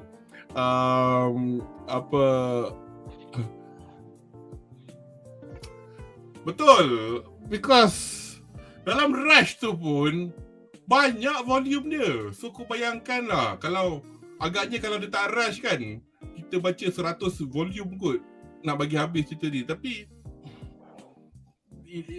betul, nampak macam rush. Tapi kalau kita nak ikut biji macam manga pun jadi juga lah cerita dia. Lagi tu is the bit where the green eye is again, they are dragging this little bit at the end of each episode. This so-called mini arc, training arc for Ichigo. Now that there are a couple of flashbacks, very cryptic. Orang macam-macam duk kata, oh adakah itu apparently it's the character that is in the light novel, which I have no idea who he or she is. That's one. Siapakah mamat dalam lake tu? I didn't have a picture of it. And then lagi tu, mata jadi mata empat. Mata empat ni, aku tak ingat masa dia animated the Soul King, dia tunjuk tak? Because let me just try to do this without apa without causing any problems. Okay lah, aku pakai pause lah. Aku pakai pause. At least tak ada kena dekatkan tu. So masa dia jalan ni, so he's been getting all these flashbacks. What the hell is this? And then rasa macam Evangelion lah pula. Very, very like cryptic. You know, like whoever the fuck that is. And then mata jadi empat. Because kalau kita tengok pada baca manga atau masa diorang animate the Soul King in the end of the last score, aku tak ingat dia tunjuk ke tak. Because mata dia jadi empat. Okay. So dia ada empat iris. So this is not a spoiler, but because Hishibe dah cakap masa training ni, dia kata kita nak tengok whether he be a good container or whether he'll be shattered to pieces. So the hint is korang nak complain diri semua ada kan? Yes. Yelah Vaisat, yelah Reaksi, yelah apa the last Jedi, the last Vulcan, the last Prime, Vulcan, Star Trek, Star Wars, Dark Helmet. Yeah. He's the last son of Elon Drill apa Minas Tirith, whatever it is lah. Isildur. Heir of Isildur. So now he's the essence of the Soul King, or the Soul King himself, atau jelmaan atau anak dia, whatever it is lah. I'm not surprised anymore. Ya, nak lawan. Oh, tapi ada sebab. Tapi benda tu manga readers will know. Although aku ingat dulu Jamal dia pernah hinted on a particular bit, but that is true as well. Tapi anyway, let's get ya. Syafiq kata Ichigo baik kan, Soul King semua benda ada. Yes, betul. Ichigo is also the last Super Saiyan, the last son of Trip-On. Gear 5. Dia gear apa? 26. Gear 6. Itulah dia super power. Anyway, let's go on to chapter 17. Heart of War. I thought this was quite a good episode. I mean, with regards to how things happen to this particular character. Kesian tapi macam I think this was tak terasa macam Oyo ke apa macam tapi Shinji yang dalam dengan all his posturing kena buat kata tadi siapa komen? I think Syafiq komen Shinji bangkai was cool tapi sayang kena one shot dengan babi. Nasib tak kena belah dua.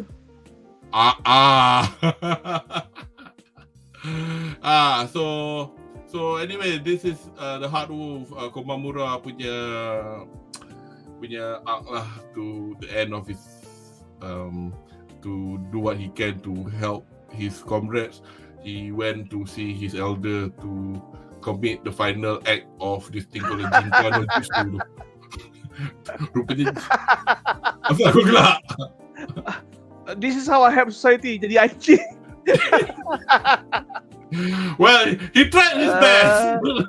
Gambate. Mana dia tahu the effect wasn't that long. But yeah, so dia lawan siapa dengan Bambi in her most standish. Obviously, even his so they explain lah why Bambi's punya powers when working on him, which was quite a good explanation. Yeah. So anyway, before we go on to the next fight in this one particular chapter, what are your thoughts on the Bambi versus Komamura fight? It was a bit underwhelming lah. Okay, I thought Bambi is going to be a lot stronger than she was letting on. You are right, and I was also hoping there'll be more of her. Anyway, go ahead. Yeah, I thought Bambi punya power is going to be more blade based now, because we see her cutting up or down these handsome people to half, right? But now we see her just tembakkan macam bomb, and that's a bit underwhelming lah. Okay, I thought she's going to be macam boleh throw flying guillotines, something like that lah, But it turns out that she's pretty weak compared to the other Stormtroopers tau. Itulah pasal aku tapi because dia kena nerf because of Komamura's explanation lah, yang because her power only works on the living and they are not alive by this time. So kind of convenient, but the problem is it shortens the lifespan of Bambi in this story, because considering the fact that how she was introduced to us kan in thus far, and now by the fourth episode within this second chord. Do you remember kan masa mula-mula Bambi kan was introduced to the BLEACH storyline? She was the vanguard of the people who the Quincy's kan society tau. She killed a lot of people tau. So I thought she's going to be a bit like a badass tau. At least stronger than Busby tau. But for some reason, she died pretty easily tau. Pathetically by Komamura, yeah. And then again tu dia badass, tapi unfortunately she is not one of the SSA High Council lah dalam Senator, tak salah aku. The High Council tu kita tak jumpa. Kita dah nampak tapi kita tak jumpa lagi dia orang in detail. What's the letter? S. Dia Bambi punya letter. Ya, aku nak kena check pasal aku tak ingat mana Bambi. Dia panggil doggy. Selalunya dia characters in order of appearance. Bambietta Basterbin, she is letter dia E. You want to know? You know why? The Explode. Explode. Okay. No, not just Explode. The Explode. Let's vitamin. English, Japan English. Shaz, you got anything else to say about this? Tak, aku nak tanya, Bambi mati tak? Tiba-tiba ada empat kawan dia datang. A good question. And then not just okay, I'm not going to tell because it will be a spoiler, but one clue. Shit. One clue is what she said at the end. What Bambi said at the end, which aku rasa part ni was really poignant because aku macam sedih juga lah, tapi tadi aku baru baca macam the subsequent episodes regarding this bit. She said, I hate this wrestling guy and this James.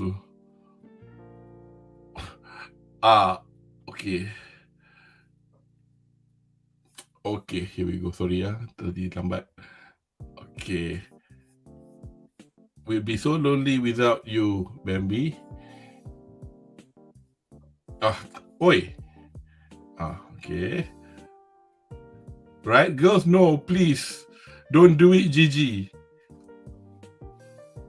Now, Gigi is a reference to one of the girls whose first name starts with G, of course. It's referring to her. And if you think that just now kita dok complain apa pasal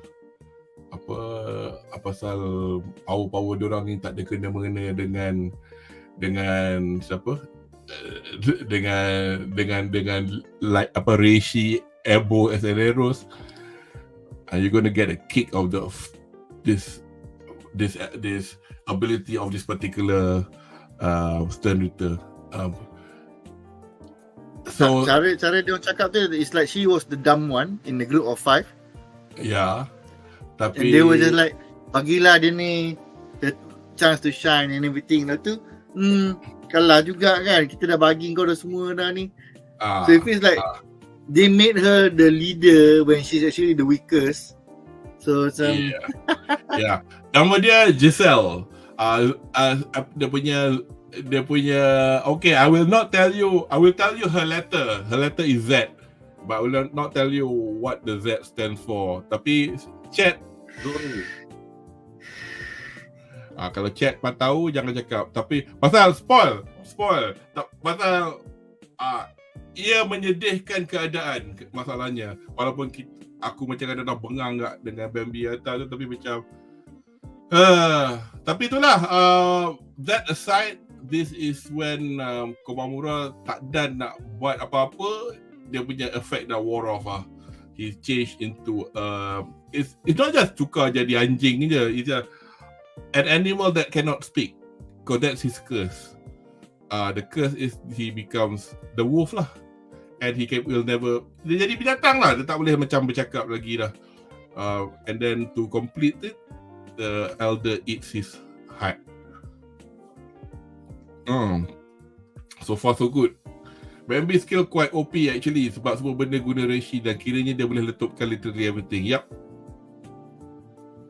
that is correct. And is this the only overlay I've got? Oh, dia dah 17B dah. 17A 17B. How come do I look? Actually dia macam overlap sikit. So I think at the end of this episode we get to see the superstar wrestler remind me of Rajinikan. So where shall we go on to the next episode, which is Rangers at Ringside episode 18. Rangers at Ringside. So basically wrestler Kimak ni, aku can't stand him dengan dia punya apa fan. I got the wrong James tu. I got the wrong end of the stick with regard to, I read somewhere dia orang kata no the stern reader is not the wrestler, is the budak James tu. But it's not. Memang Mamat tu apa wrestler tu is the stern reader, tapi James tu dia punya pretty much dia punya Phoenix down. Or what's the better way to put it? Phoenix down is the Final Fantasy reference to basically tu orang mati dia hidupkan balik. Mask the masculine. Or ni lah, or potion, hyper potion yang 100% makes you buang dia kena explain from a wrestler punya perspective. From wrestling punya view, what the fan believes to be true, itulah yang benar, because that is a suspension of disbelief that the fans kena letak in their mind. Barulah the people's elbow tu destructive, barulah dia punya STF is strong, the RKO boleh menjadi, because the amount of damage that they actually suffer is not as strong as the fans assume it to be. I see. So they go further on this tangent tau.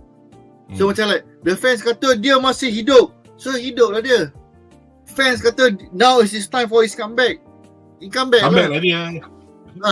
So literally, it is portraying the fact that dia ni wrestler and his job is to fulfill what the fans want. So the more fans cheer for him, the more powerful he gets.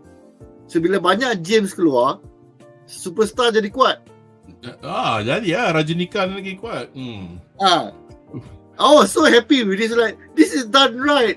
Cuma I was hoping that the James was the one yang the actual turn return, because that would been similar to another anime manga that I watched, The Adventures of Dai.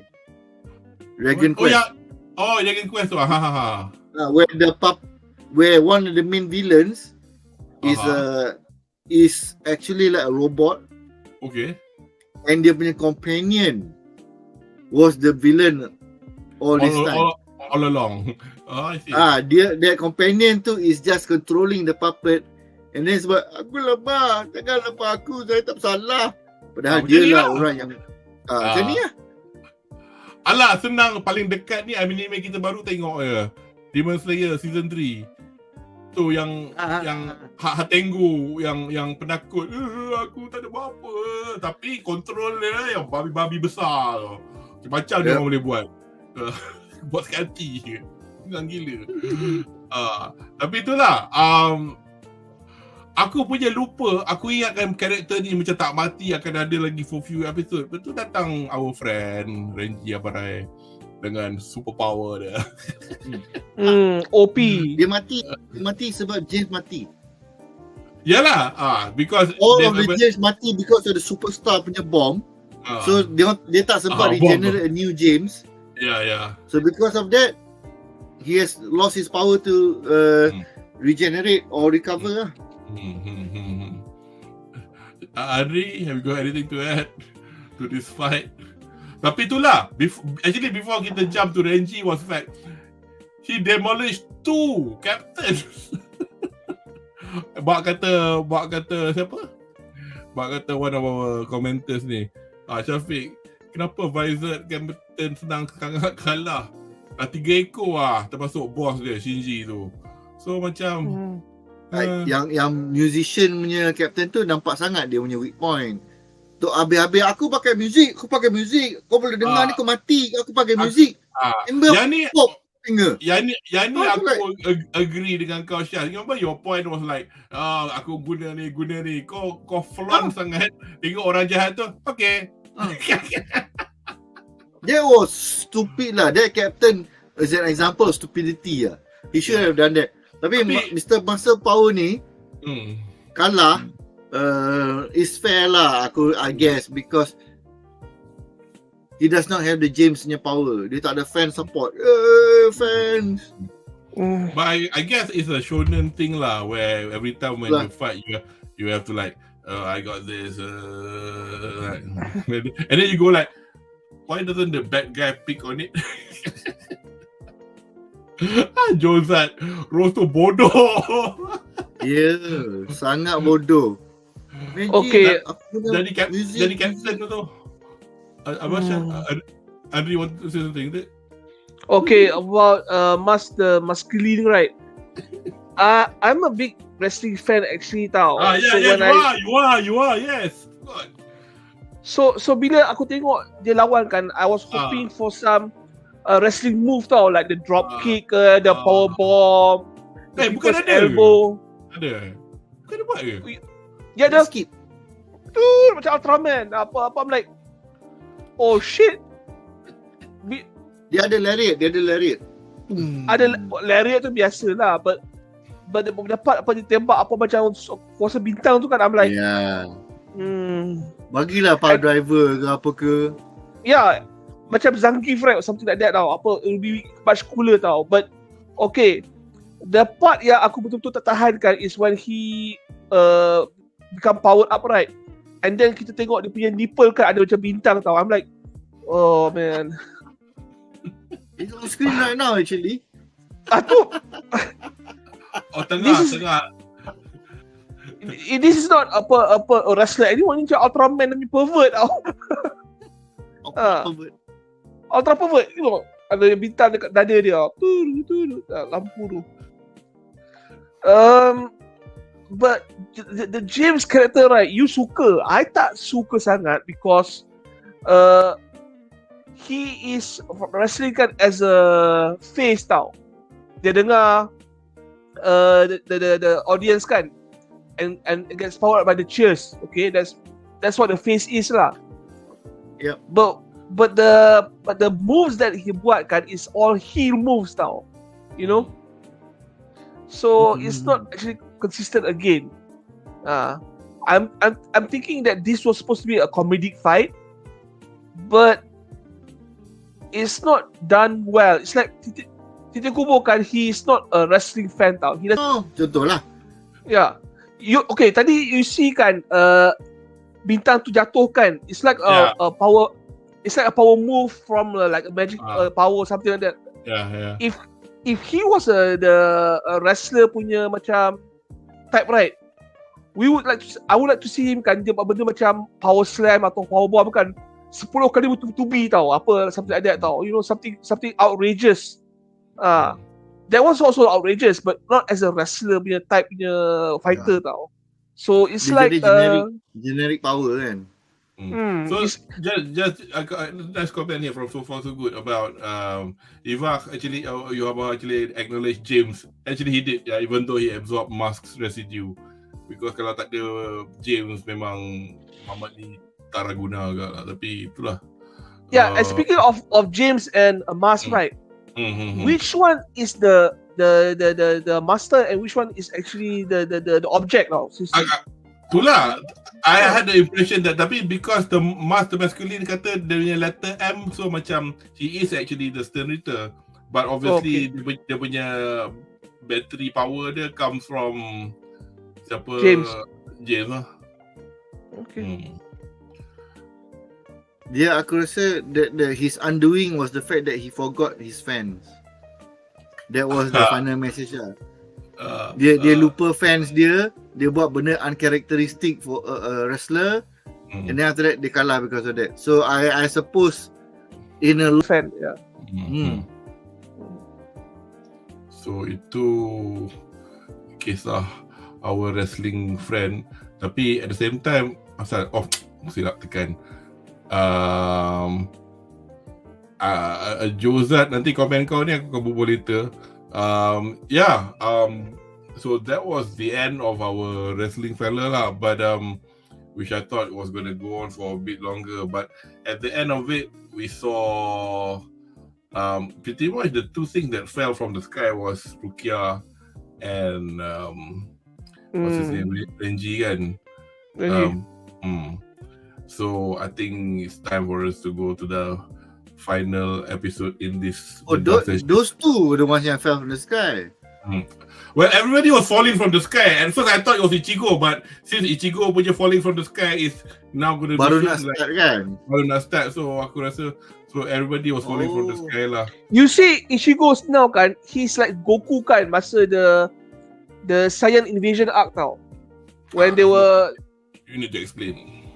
Okay, in Dragon Ball Z kan, sebelum Super Saiyan punya stage kan, they were fighting against Vegeta and Nappa, another Saiyan.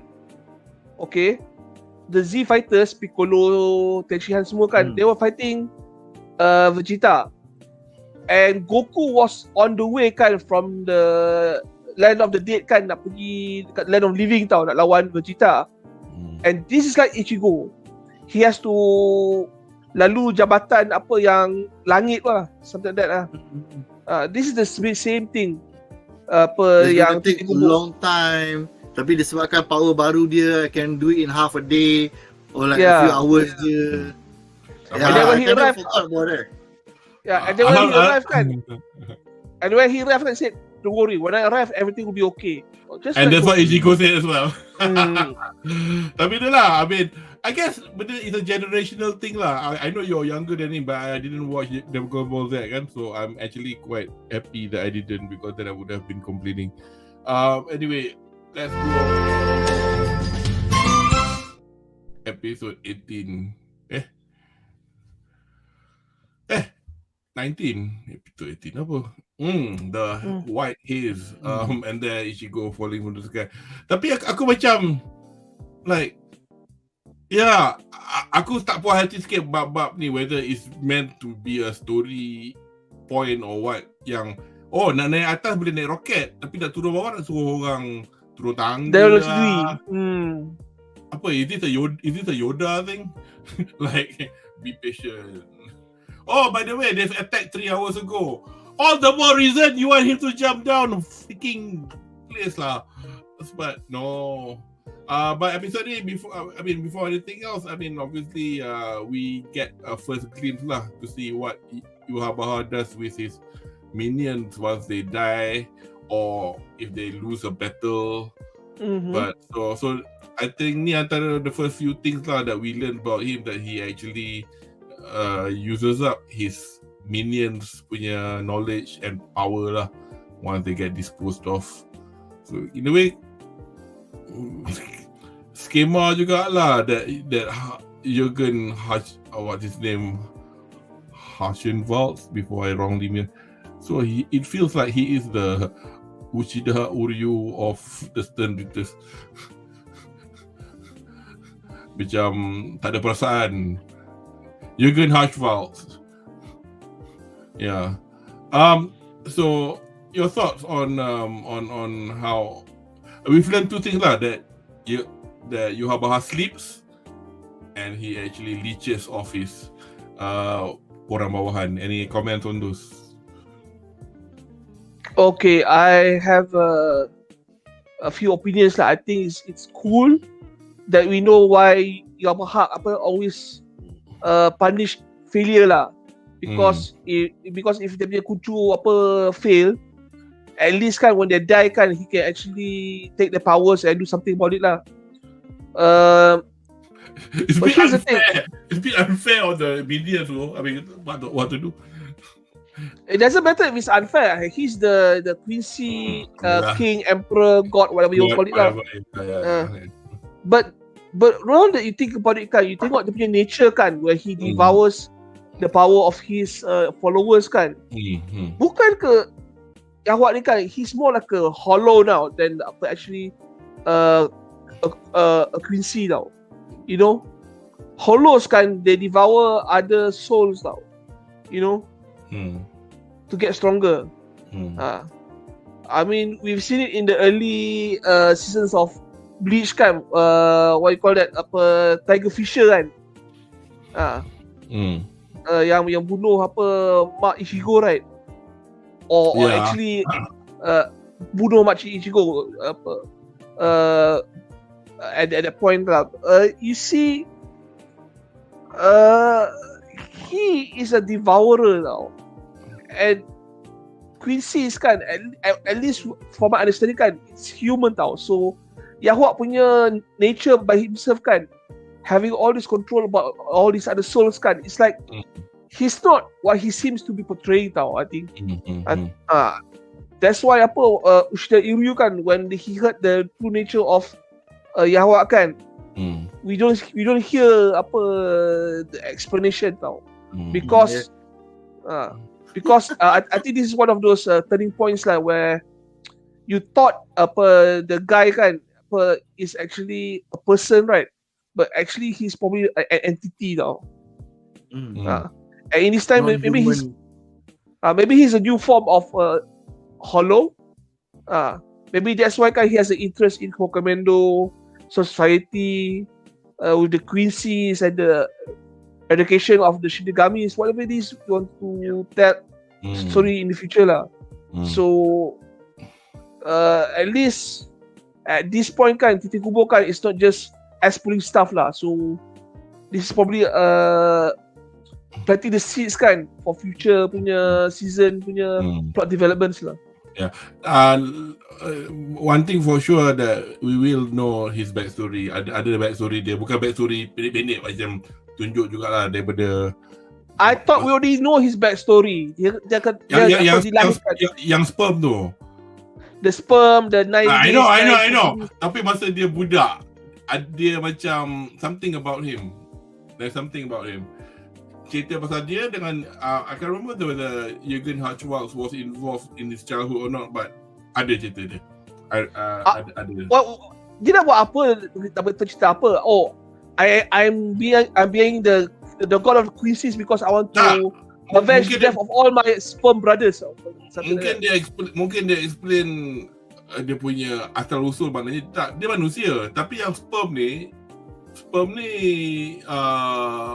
lepas dia kena dispatch dengan Genryusai in that war masa Genryusai muda kan, it took him 999 years to come back, blah blah blah. I'm talking it up before. So that's that one. Yeah, of course. So Rukia sampai je dia kena disapa oleh the senator that took her brother's bangkai. Ashnot. And aku panggil short form Johnny lawan adik yang disakiti, Zero Kelvin by. Aku ada sebab panggil Johnny, bukan pasal mata dia juling, pasal memang suara dia Johnny. It is Inosuke punya voice actor. He's a bloody good voice actor. Yeah. Dia punya, I know his voice macam mana tau, because Inosuke punya voice actor, jap, adakah dia voice actor untuk the main hero untuk Sword Art Online, if I'm not mistaken? Dia banyak main protagonist yang lelaki dapat awet banyak, tapi in real life dia pemalu, tapi dalam Demon Slayer dia jadi the tak betul punya suara dia garau kan, tapi dalam ni versatile. His voice, I mean, you could see him talk masa dia as a in his human self, and masa dia jadi monster self. Masa aku tengok ni, because aku yelah, there's another Demon Slayer character coming soon. Character voiced by Tanjiro. It'll be actually from next episode onwards. So anyway, we'll not talk about that. But yeah, Ashnot punya fight dengan Rukia and her fantastic new bangkai minus 273 Celsius. That's actually absolute zero kalau saya tahu. Yalah, Zero Kelvin. Which is utter nonsense lah. Because everything should be static kan. Everything static kan. And your atoms will not be vibrating anymore. Dia macam at absolute zero, all molecular punya activity, kita punya electrons, protons and whatnot cease to function tau. Literally stop. Which is that's why it's impossible to reach. It's a theoretical number. Aku tak tahu dia orang kira macam mana, tanya saintis. But it is the point where jangan kata kita sejuk at minus 3 degrees punya level. Ni totally matahari punya pun tak ada menyala. There's like nothing. The thing cease to function. So it's a theoretical number which sampai sekarang yang I aware lah, they have not found a location that has reached that level, even in outer space. But regardless, kalau katakan we assume that dalam cerita Bleach ni they can reach absolute zero, otak dia macam mana dia function? Because the brain is in her head. So macam like menggunakan kuasa-kuasa magic soul society, tapi her brain does not exist outside, thinking does not exist outside of her brain. So macam like aku sedih part tu lah. I faham what he's going for. He could have just said like, just make it simple lah. Are you like going for absolute zero? Oh no. Almost absolute zero. That would be great. But one important scene kat sini I'm not sure if it was implied or because it's cool factor. Nampak sangat that Rukia still has the brother as the source of the courage. Because Byakuya came down and slashed through the fear punya factor tu kan. So secara tak langsung is showing that she is still, dia macam budak umur 16 tahun 17 tahun nak jadi 18 tahun nak belajar bawa kereta tau. So you like, you have a potential now. But you still need someone to be, you need someone to be behind you lah. Kau tak boleh macam like lepas macam tu je. So I think it was a great part Cuma aku sedih si Asnok ni mati bodoh. Itu je lah. He became a victim to the Rukia is main character punya power up punya scene. So sorry bro, kau jadi mangsa. Aku sebentar kau dah cakap ni, aku nak tengok Wikipedia on Absolute Zero. It is at the moment theoretical because dia orang kata kalau kita nak achieve it by using enthalpy ke apa tu, tak boleh sebenarnya. Tu macam yeah, but it'll be a state where everything stops. But itulah, tapi macam for some reason this is the only person Stern Ritter in which they did a Demon Slayer on, in which by giving a backstory. I personally do not, as other than giving us an explanation as to why he is the way he is, adalah sedikit rasa kesian, tapi dekat tu je lah. Ada tak? Ada. Position for the others. Tak ada. Select few. I think it's going to be a bit overbearing lah kalau nak cerita semua. Tapi pasal for some reason Asnok macam cerita agaknya because tahu lah. Mungkin in terms of they needed that dia punya backstory to pad up the episode sebab dah tak ada benda nak cerita lah. Either that or because no dalam manga ada tapi maknanya nak pad up how Rukia kata your fear isn't of your fear of you but your fear of yourself ke penjadah lah. Anri tak dia semua tak percaya. Betul tu itu aku ya dia tengok ada Jozan Rukia best girl. Ya man, dia patutnya dengan Ichigo tu. Aduh. Tapi taklah, ni best girl. Kenapa dia dengan Hime? Why? Hime pun best girl juga pasal No. No man. Okay, Dia dengan Rukia was the first shenanigans pair tau. You see, you tahu tak? They showing us kan apa Rukia dengan Reggie kan training. And wanted us to support dia punya macam karakter punya growth in a relationship. It doesn't work. When we watch Bleach mula-mula kan, there was a scene kan when Rukia kan nak minum air kotak kan, Ichigo take the straw like that. That was actually more meaningful. More meaningful. Apa? Meaningful. It was more meaningful progress among the relationship tau.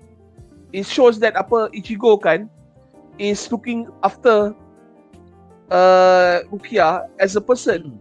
But here kan we just see kan Renji dengan Rukia kan are like two shinigamis kan trying to become stronger together. It's two different things.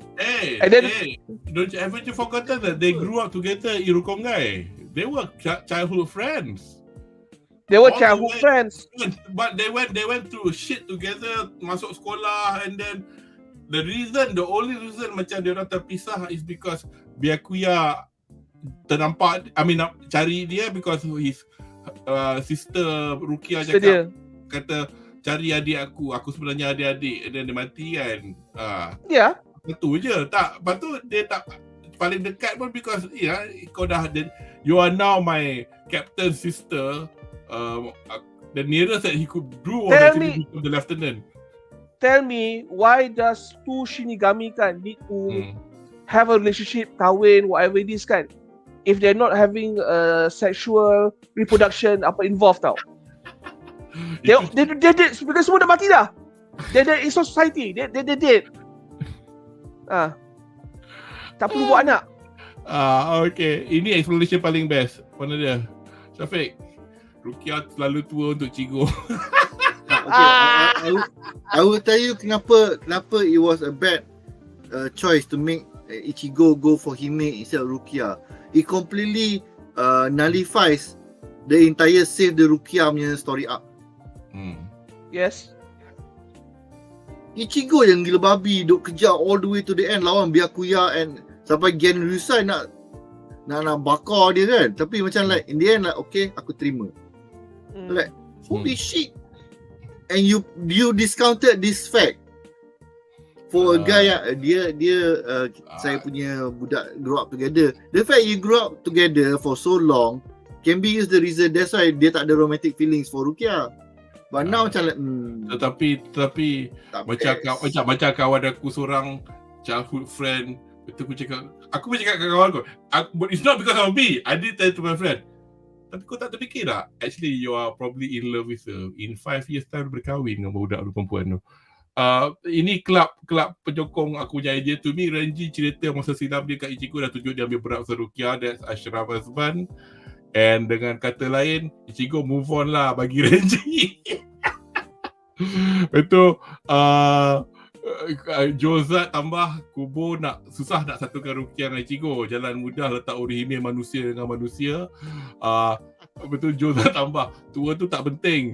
Mak ayah Ichigo berapa jauh beza. Betul. Okay, but here's the thing. Bapa ada player. Okay, sorry. Despite me trying to push Ichigo dengan Rukia, right? They don't my top choice.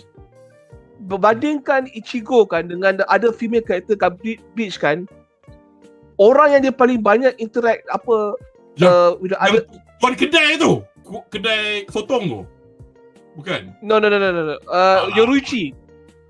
You know how many times Yoruichi dengan Ichigo kan? Berapa banyak kali mati pula. Berapa banyak kali mandi bogel sama-sama. Berapa banyak kali dia bully. Itu dah dojinshi area lah tu. Nak lawan dengan Soifon. Marah We're talking about interaction kan. Ichigo interaction dengan Soifon is very interesting, very intense. Soifon dengan Yoruichi. Kau tak tahu asal ke? Saya tahu. Saya tahu. But if you watch Soifon dengan Ichigo kan, they're like mirror images tau to each other tau. Sebiji tau. They're both socially inept tau. Tak boleh cakap baik-baik. The only difference, Ichigo dia tak otaku. Soifon tu dia macam otaku sikit, tak gambar lah macam sial. And then there's Ichigo dengan Matsumoto. It's comedic genius. Because Matsumoto kan, remember time masa mula masuk bilik. Dia orang kena tidur rumah dia kan. Dia nak buka baju, dia angkat skirt.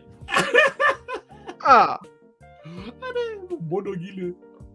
But honestly, orang yang paling layak be with Ichigo kan, is tauke dia. Yang baru-baru ni tau, yang odd job yang kedai sotong tu lah. Ya, tu lah. Itu lah. That is the one yang paling banyak positive interaction lah. Okay. Onesan. Yeah, but they try to push it dengan Orihime. For some reason, perempuan yang suka makan roti dengan bahan kaya, red bean paste besar-besar tu. Dia Orihime dengan Sada would have been a better match. Yes, correct. Kan. Sekarang pun Sado dengan Orihime tak, dia jadi macam cerita Harry Potter tau. The hero and the heroine tak jadi together. Member ketiga jadi ni lah.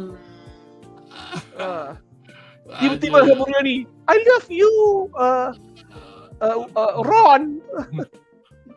Sakit hati lah. Tiba-tiba peluk. Oh my god, I'm so sad.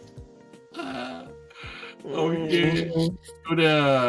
Itulah kita punya our own ideas on the shipping of the main characters. So actually we're doing quite well actually. 2 hours 10 minutes kita dah habis lah. I think belum nak habis. Just a little flavor of what's to come next. This is quite interesting in the manga actually. The bit where Isane dengan what's her name? Gosh, I keep forgetting her name. What's her name? That little girl, pink haired girl. Isane dengan. Anyway, because aku dah baca the manga, so aku dah baca manga. The manga dia macam terang lah kan. So to see dark green like that, it will throw me off. But then it would make sense because they are hiding. Oh, for fuck's sake, what's her name? Aku can't believe I can't forget. Dah lah dia Yachiru. Oh, Zaraki punya. Zaraki punya lieutenant. Yeah. Because Zaraki is not around following the training that he did with Unohana after Unohana died, so he's still not around yet to show us what he is capable of. So she's helping out lah sana. And then we'll be introduced to this Genial Lee nama dia, this Stern Return ni. Is one arc. Bermula daripada sini antara satu bit of this arc where dia punya enemies start to become kebolehan dia orang sakit hati lah. It's like, how the hell you going to tackle it? And this one is also not straightforward as well. So looking forward to that lah, to see how they're going to do this. That threw me off. So up to now, kita tengok 5 episode. All we know is Ichigo lompat di langit. That's all. So we're not too sure lah what's going to happen next. So kita akan ke section kita yang seterusnya lah, harapan. Okay, harapan untuk episode datang. So personally for me, interested to see where they'll end this core. As I said, we've got down to volume 63. The whole thing finishes in 74. So ada 11 lagi volume. Ini as in habis tau 63 ni. So 64 onwards. So they probably can't do too much lah. Kalau they as they did for Core 1, mungkin Core 1 tak banyak cerita kot. Tapi bearing in mind, chat kalau boleh nak tambah, I can't remember, but they did say that there was supposed to be a fight that wasn't in the manga, but I think they were referring to the Shinji versus fight yang guna apa? Yang guna dia punya bangkai tu. Yang tu tak ada dalam manga, tapi yang tu yang ikut. Oh, yeah, there's a comment. Is it? Sorry, before kita tunjuk komen daripada ni, apa harapan anda untuk episod seterusnya? Harapan saya harapan saya rendah. I know this whole core kan is going to be combat fighting, and the next core kan is going to be the same thing tau. So it will be the same thing over the same thing for the next maybe 20 episodes tau. It's like the usual Bleach from previous production lah. So my harapan is I want to see more of the old faces kan come appear in the future episodes lah. I want to know exactly kan what happened to Haribel. Okay, it seems that people forget about Haribel punya fate kan. Padahal she was captured by Yahoo kan for some reason tau. I want to know what's the reason. Because if Urahara kata kan the holification punya proses kan is one of the witness to the Quincy punya bankai or dia punya campaign to destroy society kan, I want to know kan if Haribel is going to play a part on it now. Because right now we know kan the Hokamendo and society kan, they are not at peace lah. They are at macam armistice. They're not at war. They don't let each other's throats. They just let each other exist lah. So I want to know kan what's the change now that the Quincy has come to play. So that's my harapan. I want to know more of this elaborate scheme that's being played on this new background.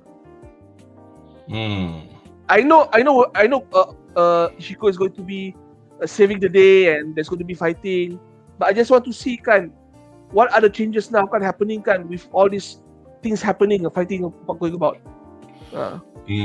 Just a quick word on Haribel before I pass it over to Shaz is that unfortunately we do not know much about what happened. Aku ingat dia kena tangkap tu, I thought masa tu dia kena tangkap dengan that Q kan, yang Quilgi whatever tu, but now since they dispatched of Quilgi ke apa, whether or not whether or not Haribel is actually caught in the Vandan Reich itself tu, I can't remember. Tapi I don't want to spoil it, but I pun tak ingat whether or not we're going to see her or not. Just your harapan for the rest of the core. Because I think in the next session kita bagi habis macam ni lah juga, as opposed to nak borak selain daripada the obvious everybody going to see Cigo tapau semua orang, I want to see Kenpachi return. Tak tahu is coming back list ke tak. And then kedua, aku nak tengok Rukia use her ability in an actual fight lah. Bukannya lah aku takut nak pakai ni, takut mati. Because she's still trying to figure out how to manage her bangkai. To see her use her bangkai in proper level, that would be interesting lah. Yeah. So kita punya chat punya harapan tak banyak sangat lah. We got one from Syafiq. Tak ada lagi sini kami kena one shot. Itu aku tak boleh janji. If you've not read the manga, then as a manga reader, I cannot promise. But I'm pretty sure it's gonna happen. Tak. It could be something else, because there is something else that will happen that you go, this happened. Okay, I'll not say most anymore. likely yang kena one shot tu will be the ones yang captain baru yang kita tak kenal. Tapi macam aku tu. Yalah, kang tahu semua dan sebagainya. Yalah, sebab kau baca manga, aku tak kan. So aku macam like question mark. Tak apa, tak kisah lah. Tak kisah. Tapi that's nak tunjuk, that's bangkai for Yashiro. So cute. Ada this furry guy. Tapi just a little foreshadowing. There's something about her. I think people have been discussing about her in the last score. We'll watch lah when he comes back. When Zaraki comes back, that'll be quite interesting. So I guess that's nothing else from the comments from chat, and I think we can safely say we can end the session lah. Seperti biasa, nampaknya kita dah tiba di penghujung sesi bedah kita di malam ini untuk episod 14-19 Bleach千年血戦篇Core 2 The Separation, dan diharapkan penonton di rumah terhibur dengan ulasan kami malam ini. Untuk sesi yang akan datang, it'll be a while for the next session. Kami berharap untuk bagi ulasan ni about end of September. Kalau end of September, aku kat KL, aku buat ni, so we could probably even do it in the weekday. So pengakhiran core ni, so jam 9 malam as usual lah waktu Malaysia. So nantikan. Sorry lah, season ni bukan tak ada title, ada, tapi macam aku rasa macam title yang bedah herbal, well ada tapi tak tengok. And then at the same time yang lain tu semua cerita macam cerita cinta lah, cerita apa lah.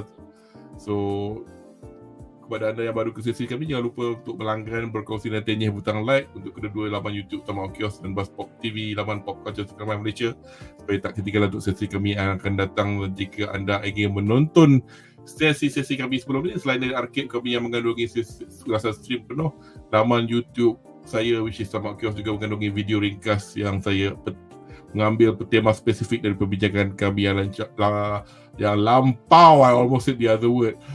Just a quick jual barang sendiri sekali. I also do occasional video essays or review film anime yang saya tengok, yang because of the fact yang saya tak tengok at the same time dengan rakan-rakan BuzzPop saya buat solo, so it'll be on my channel. So if you're very interested to see what Psychopath Providence was like, which I thought was quite good, I've done a short review on it, and I've spoken about Evangelion. Apa korang dah tengok Slam Dunk the first Slam Dunk dia film tak? Belum.